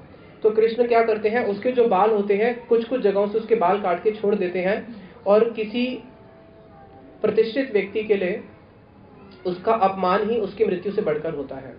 और वहां पे दाऊ जी भी समझाते हैं कि नहीं नहीं इसको नहीं मारना। तो वहां पे रुक्मी जो है प्रतिज्ञा लेता है कि मैं अब वापस अपने महल में प्रवेश नहीं करूंगा, वहीं बाहर ही रुक जाता है। और शिशुपाल, जरासंध, ये सब लोग बहुत क्रोधित होते हैं और कृष्ण रुक्मिणी को लेकर द्वारका में आ जाते हैं। द्वारका में आने के बाद कृष्ण और रुक्मिणी का बड़ा ही सुंदर विवाह होता है। बोलो रुक्मिणी कृष्ण की। रुक्मिणी ने एक बहुत सुंदर शिक्षा दी है, बहुत सुंदर शिक्षा दी है। अगर उस शिक्षा को समझ लोगे तो समझना कि हाँ भागवत सुनना सार्थक हो गया। क्या शिक्षा दी उन्होंने? बोला रुक्मिणी ने, त्वक श्रम अश्रु रोम नख केश पिनादम अंतर मांसम रक्ति कफ पित्त वातम जीवा छवम भजती कांत मतिर विमूढ़ा ये ते पदाब्ज ग्रंथम अस्ति। क्या कह रही है? त्वक श्रम रक्नु नम केश। त्वक क्या होता है? त्वचा। त्वचा को बोलते हैं त्वक। त्वक श्रम अश्रु, उसके ऊपर जो हमारे छोटे छोटे जो बाल हैं, त्वचा के ऊपर बाल होते हैं ना, रोम होते हैं। त्वक श्रम नख केश पिनादम अंतर, नख जो हमारे नाखून है, केश जो हमारे केश है, पिनादम अंतर हमारे अंदर जो पिंड है, हमारे अंदर जो भी अस्थियां हैं। रक्त कृमि विट, रक्त कृमि विट पहले शरीर के बाहर बताया कि ये शरीर के बाहर का कवर कैसा है। शरीर के बाहर का कवर कैसा है? रोम है, नाखून लगे हुए हैं, त्वचा है, चमड़ा है। उसके अंदर क्या है? उसके अंदर मांस का पिंड भरा हुआ है। मांस की कवर होती है ना, पहला कवर, दूसरा कवर, फिर खून निकलना शुरू हो जाता है। तो शरीर का बता रही है कि शरीर कैसा है, रुक्मिणी जी बता रही है। फिर अंदर क्या है? अंदर है रक्त कृमि विट। रक्त किसको बोलते हैं? नाखून को। कृमि यानी कि कीड़े, विट यानी कि जो अंदर मल भरा हुआ है। तो शरीर के अंदर क्या है? रक्त कृमि विट। और भी शरीर के अंदर कुछ है क्या? बोला हाँ और भी है। कफ पित्त वातम, हमारे शरीर में क्या होता है? कफ पित्त और वात होता है, जिससे शरीर आयुर्वेद के अनुसार कफ वात पित्त अगर ऊपर नीचे हो जाए तो हम बीमार हो जाते हैं। तो वहां पे रुक्मिणी कह रही है कि शरीर में अच्छा क्या है? प्रश्न पूछ रही है अच्छा क्या है? कुछ अच्छा है क्या? कुछ भी अच्छा नहीं है। जीवा, जो ऐसे जीव आत्मा क्या करती है? जीवा छवम भजती कांत मतिर विमूढ़ा, जो ऐसे पति को अपना सब कुछ मान बैठती है कि ये मेरा पति है और ये मेरी पत्नी है। रुक्मिणी वहां पे स्त्रियों को गाली दे रही है। भागवत में श्लोक है जिस श्लोक में रुक्मिणी ने स्त्रियों को गाली दिया है। क्या कह रही है? रुक्मिणी कौन है? साक्षात लक्ष्मी है, वो माता लक्ष्मी है। वो गाली दे रही है। क्या कह रही है? कि ये लोग कैसे हैं? मूढ़ा। मूढ़ा किसको कहते हैं? मूर्ख को। मूर्ख को बोलते हैं मूढ़ा। गीता में भगवान ने कई जगह पे बोला है मूढ़ा। ये लोग मूर्ख हैं जो क्या करते हैं? इस जगत के जो स्त्रियां हैं उस पुरुष को अपना कांत समझ बैठती है। हाय ये मेरा कांत है, जिसका शरीर किससे बना है? टट्टी से, पेशाब से, मल से, मूत्र से, इन सब से तो शरीर बना है। तो इनको जो अपना कांत समझ के क्या करती है? कृष्ण को छोड़ देते हैं, कृष्ण को छोड़ देती है। नहीं नहीं, कृष्ण से मुझे क्या लेना देना, ये पति ही मेरा सब कुछ है। तो रुक्मिणी कह रही है वो जो इस जगत की ऐसी स्त्री है वो कैसी है? मूढ़ा। अजिग्रहतम स्त्री, जिसने क्या किया? अमृत को छोड़ के विष का पान किया। यानी कि वहां पे रुक्मिणी जी शिक्षा दे रही है। क्या शिक्षा दे रही है? कि हाँ, जीवन में आपका कोई ना कोई जीवन साथी हो सकता है। जीवन साथी को बोलते हैं लाइफ पार्टनर। लाइफ पार्टनर का अर्थ क्या है? जब तक शरीर है तब तक वो पार्टनर है, लेकिन सोल पार्टनर कोई नहीं हो सकता। सोल पार्टनर कौन है? केवल कृष्ण ही हमारे सोल पार्टनर है। तो श्रीमद् भागवतम एक हमें शिक्षा देती है। हमारे श्रील भक्तिवेदांत श्रीधर महाराज जी एक कथा के साथ, एक छोटी सी स्टोरी के साथ इस भागवत कथा को विश्राम देते हैं। बड़ी ही सुंदर स्टोरी सुनाते हैं। एक राजा था जिसकी 4 रानियां थी।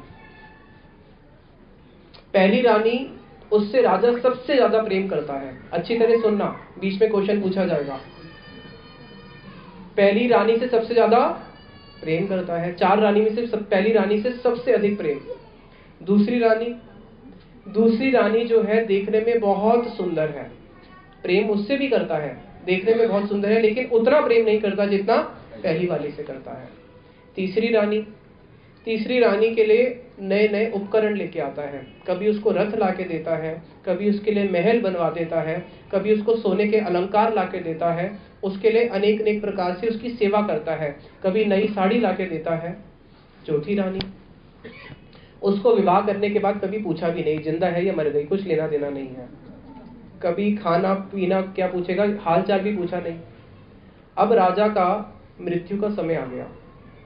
जब मृत्यु का समय आया तो राजा ने देखा भाई अब तो मरने वाला हूँ, अब क्या करूँ, चलो कुछ नहीं होता, अपनी रानी को बोलता हूँ, रानी को अपने साथ लेके चलूंगा। पहली रानी के पास जाता है, पहली रानी जिससे वो सबसे ज्यादा प्यार करता था। अरे रानी मेरा समय आ चुका है, अब मैं इस जगत से जाने वाला हूँ, क्या तू मेरे साथ चलेगी? रानी बोली हाँ हाँ राजा, मैं तेरे साथ क्यों नहीं चलूंगी, तूने मेरे से इतना प्रेम किया है, मैं तेरे साथ शमशान घाट तक चलूंगी, उसके आगे मैं तेरे साथ नहीं जा सकती। राजा कहता है भाई शमशान घाट तक ही जाना है तो कोई जाना हुआ क्या, तेरा इतना भी एहसान क्यों लूंगा, मेरे को वहां तक की भी जरूरत नहीं है। बहुत दुखी होता है, कुछ नहीं होता, और भी तो रानियां हैं। दूसरी रानी से पूछता है, दूसरी रानी कौन थी, जो देखने में बहुत, अरे मेरा समय आ चुका है, पहली वाली ने तो धोखा दे दिया, तू धोखा मत दियो, तू मेरे साथ चलेगी ना? हाँ हाँ राजा, मैं तो इसी दिन का इंतजार कर रही थी कि कब तेरी मृत्यु आए और मैं दूसरे राजा के पास भाग जाऊं। जिस दिन तू मरेगा उसी दिन से दूसरे राजा मुझे लेने आ जाएंगे, मैं तो उनके पास भाग जाऊंगी। अब तो बेचारा बहुत दुखी हुआ, तीसरी के पास जाता है। तीसरी कौन थी, जिसके लिए चीजें लेके आता था, उससे पूछा, उसने बोला देख मैं घर की चौखट तक तो जा सकती हूँ, थोड़े आंसू भी रो लूंगी, 2-4 दिन तेरे उसमें बहुत वियोग में अपना छाती भी पीट लूंगी, लेकिन उसके बाद तो भाई मेरा अपना जीवन तेरा अपना जीवन, मैं नहीं जा सकती। अब तो राजा बहुत दुखी हो, तीनों ने धोखा दे दिया। फिर चौथी रानी, उसको याद आया भाई जब शादी करी थी आज से 40 साल पहले एक चौथी रानी भी थी, उसके पास जाता है। अरे रानी क्या तू मेरे साथ चलेगी?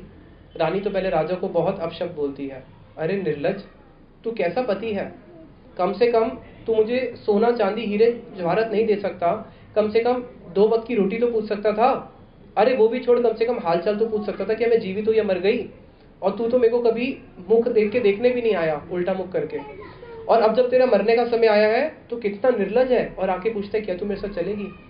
लेकिन पति होने पर तूने अपने पति का रिस्पॉन्सिबिलिटी नहीं निभाई, लेकिन मैं पत्नी होने पर जो मेरा दायित्व बनता है उसको पूरा अच्छी तरह निभाऊंगी, मैं अपनी रिस्पॉन्सिबिलिटी से पीछे नहीं हटूंगी, तू आया तो सही ना, मैं तेरे साथ चलने को तैयार हूँ, अगर तू लेके जाएगा मैं तेरे साथ चलूंगी। तो राजा बड़ा खुश हुआ, चलो कम से कम इस रानी ने तो मुझे धोखा नहीं दिया, जिसको मैंने धोखा दिया था उसने मुझे साथ दिया, और जिसका मैंने साथ दिया था उसने मेरा धोखा दे दिया। तो अब बताया कि ये राजा कौन है, हम लोग ये राजा हैं। जिन्होंने पहले ही कथा सुनी हुई है वो उत्तर नहीं देंगे, जो नए लोग हैं वो उत्तर देंगे। बड़े उत्कंठा में आ रहे थे कि हाँ अभी प्रभु जी क्वेश्चन पूछेंगे उत्तर देंगे, तो वो मत देना, ठीक है। जो पहली रानी थी, पहली रानी जिस रानी को ये सबसे ज्यादा प्रेम करता था, जिसने बोला केवल शमशान घाट तक जाऊंगी, बताओ हम सबकी वो रानी कौन है? राजा हो गए हम, सोचो वो रानी कौन है? अपना शरीर। कौन बोला? नहीं किसने बोला है? आपने बोला है? तो आपको तो सुना हुआ है, आपने नहीं बोलना। हाँ नहीं आपने नहीं। बताओ वो पहली रानी कौन है? शरीर, क्योंकि इन्होंने बोल दिया सब बोल रहे हैं। पहली रानी है शरीर। ये शरीर को हम बहुत प्रेम करते हैं, सुबह उठने के साथ साथ क्या करते हैं, शरीर को तो चमकाते हैं, ब्रश करते हैं, आंख धोते हैं, मुंह धोते हैं, ब्यूटी पार्लर जाते हैं, कपड़े पहनाते हैं, शरीर से कितना प्रेम करते हैं। इस शरीर का प्रेम देखना है तो ब्यूटी पार्लर की प्राइस लिस्ट देखो आजकल कितनी महंगी हो चुकी है। बाल को गोल घुमाने के 5000 रुपए, इतना सा गोल घुमाएंगे 5000 रुपए।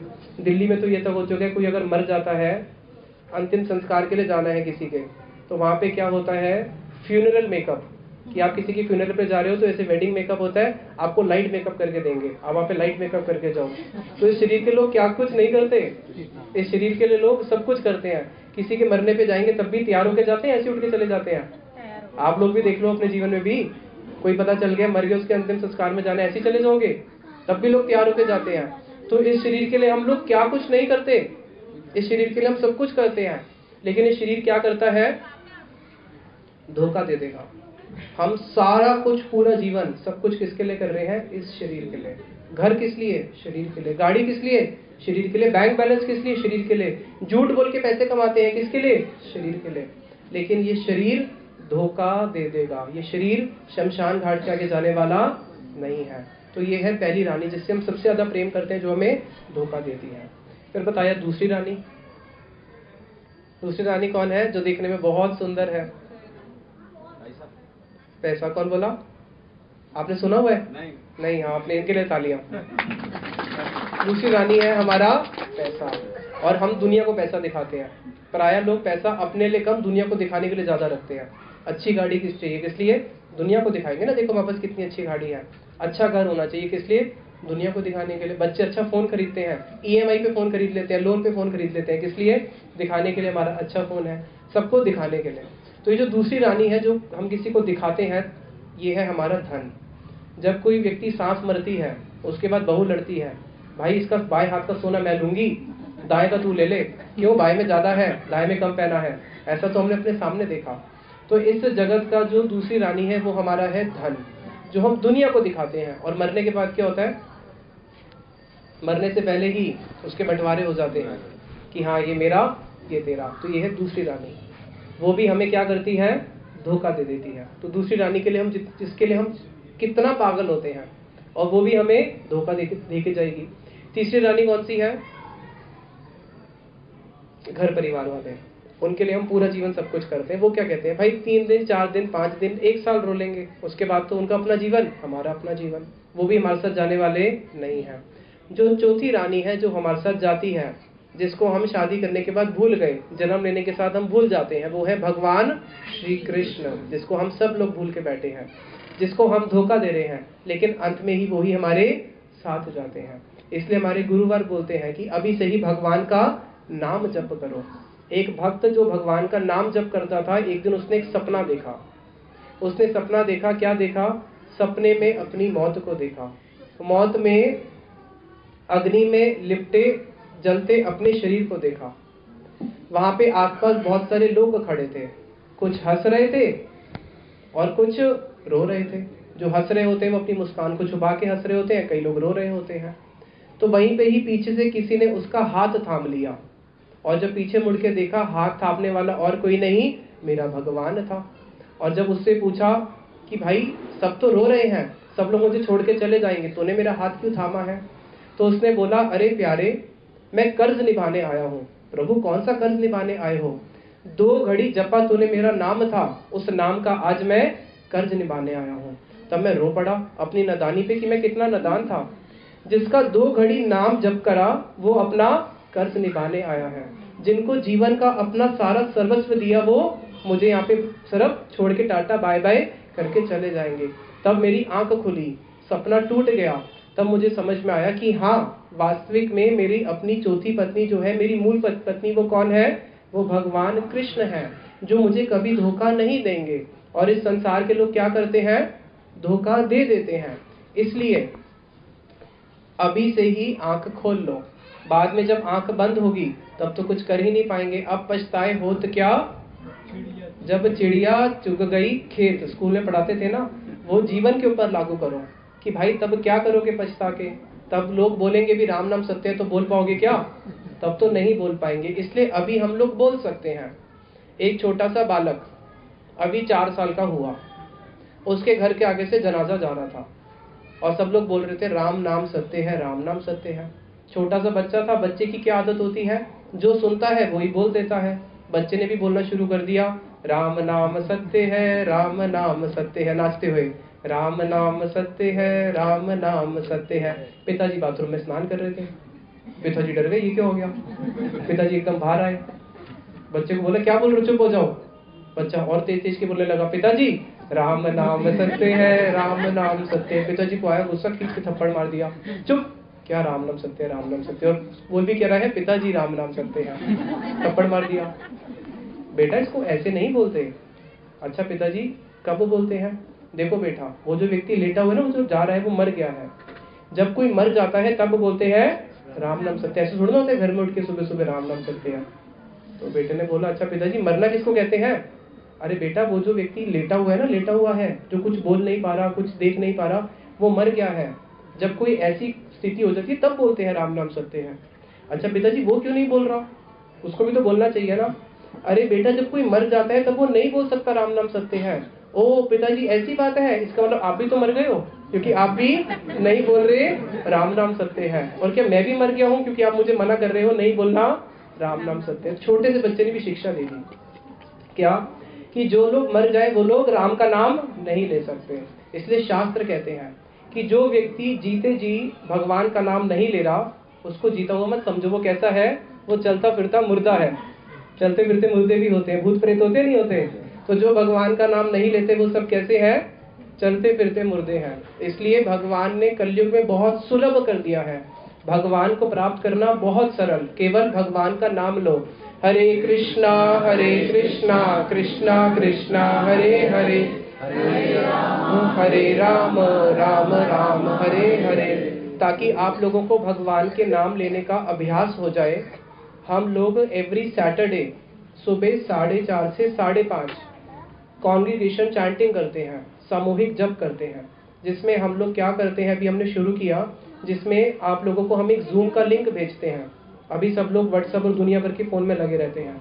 आपको सुबह सैटरडे को 4:30 बजे उठ के उस जूम के लिंक के आगे बैठ जाना है। उसमें और भी भारत के बहुत सारे लोग बैठे होंगे, सबका कैमरा ऑन होगा, सबके हाथ में माला होगी और सब लोग एक स्वर से क्या कर रहे होंगे, 1 घंटा भगवान का नाम 8 माला करेंगे। तो आप लोग जो भी उसमें ऐड होना चाहते हैं एवरी सैटरडे नाम जप के यज्ञ में, तो आप लोग कथा के बाद मेरे से आके मिलके हमसे लिंक और नंबर ले लेना, जो लोग ऐड होना चाहते हैं। अभी हम सब लोग बैठ के एक जप करेंगे, जप के साथ श्रीमद् भागवत को विश्राम करेंगे। क्योंकि श्रीमद् भागवत का जो अंतिम श्लोक है, उस अंतिम श्लोक में क्या बोला है, नाम संकीर्तनम यस्य सर्व पाप प्रणाशनम। किसको प्रणाम कर रहे हैं? नाम संकीर्तन, भगवान के नाम को प्रणाम कर रहे हैं। तो भगवान के नाम के साथ ही हम श्रीमद् भागवत को विश्राम देंगे। और उसके बाद आप लोग एवरी संडे यहाँ पे आएंगे, शाम को 7 से 8:30 यहाँ पे प्रभु जी रोज कोई ना कोई गीता भागवत का पाठ किया करेंगे। जिनके पास माला है ठीक है, जिनके पास माला नहीं है हाथ ऊपर करो, मैं सबको माला दे देता हूँ, फिर हम सब लोग एक साथ ही जप करेंगे। किन किन के पास माला नहीं है?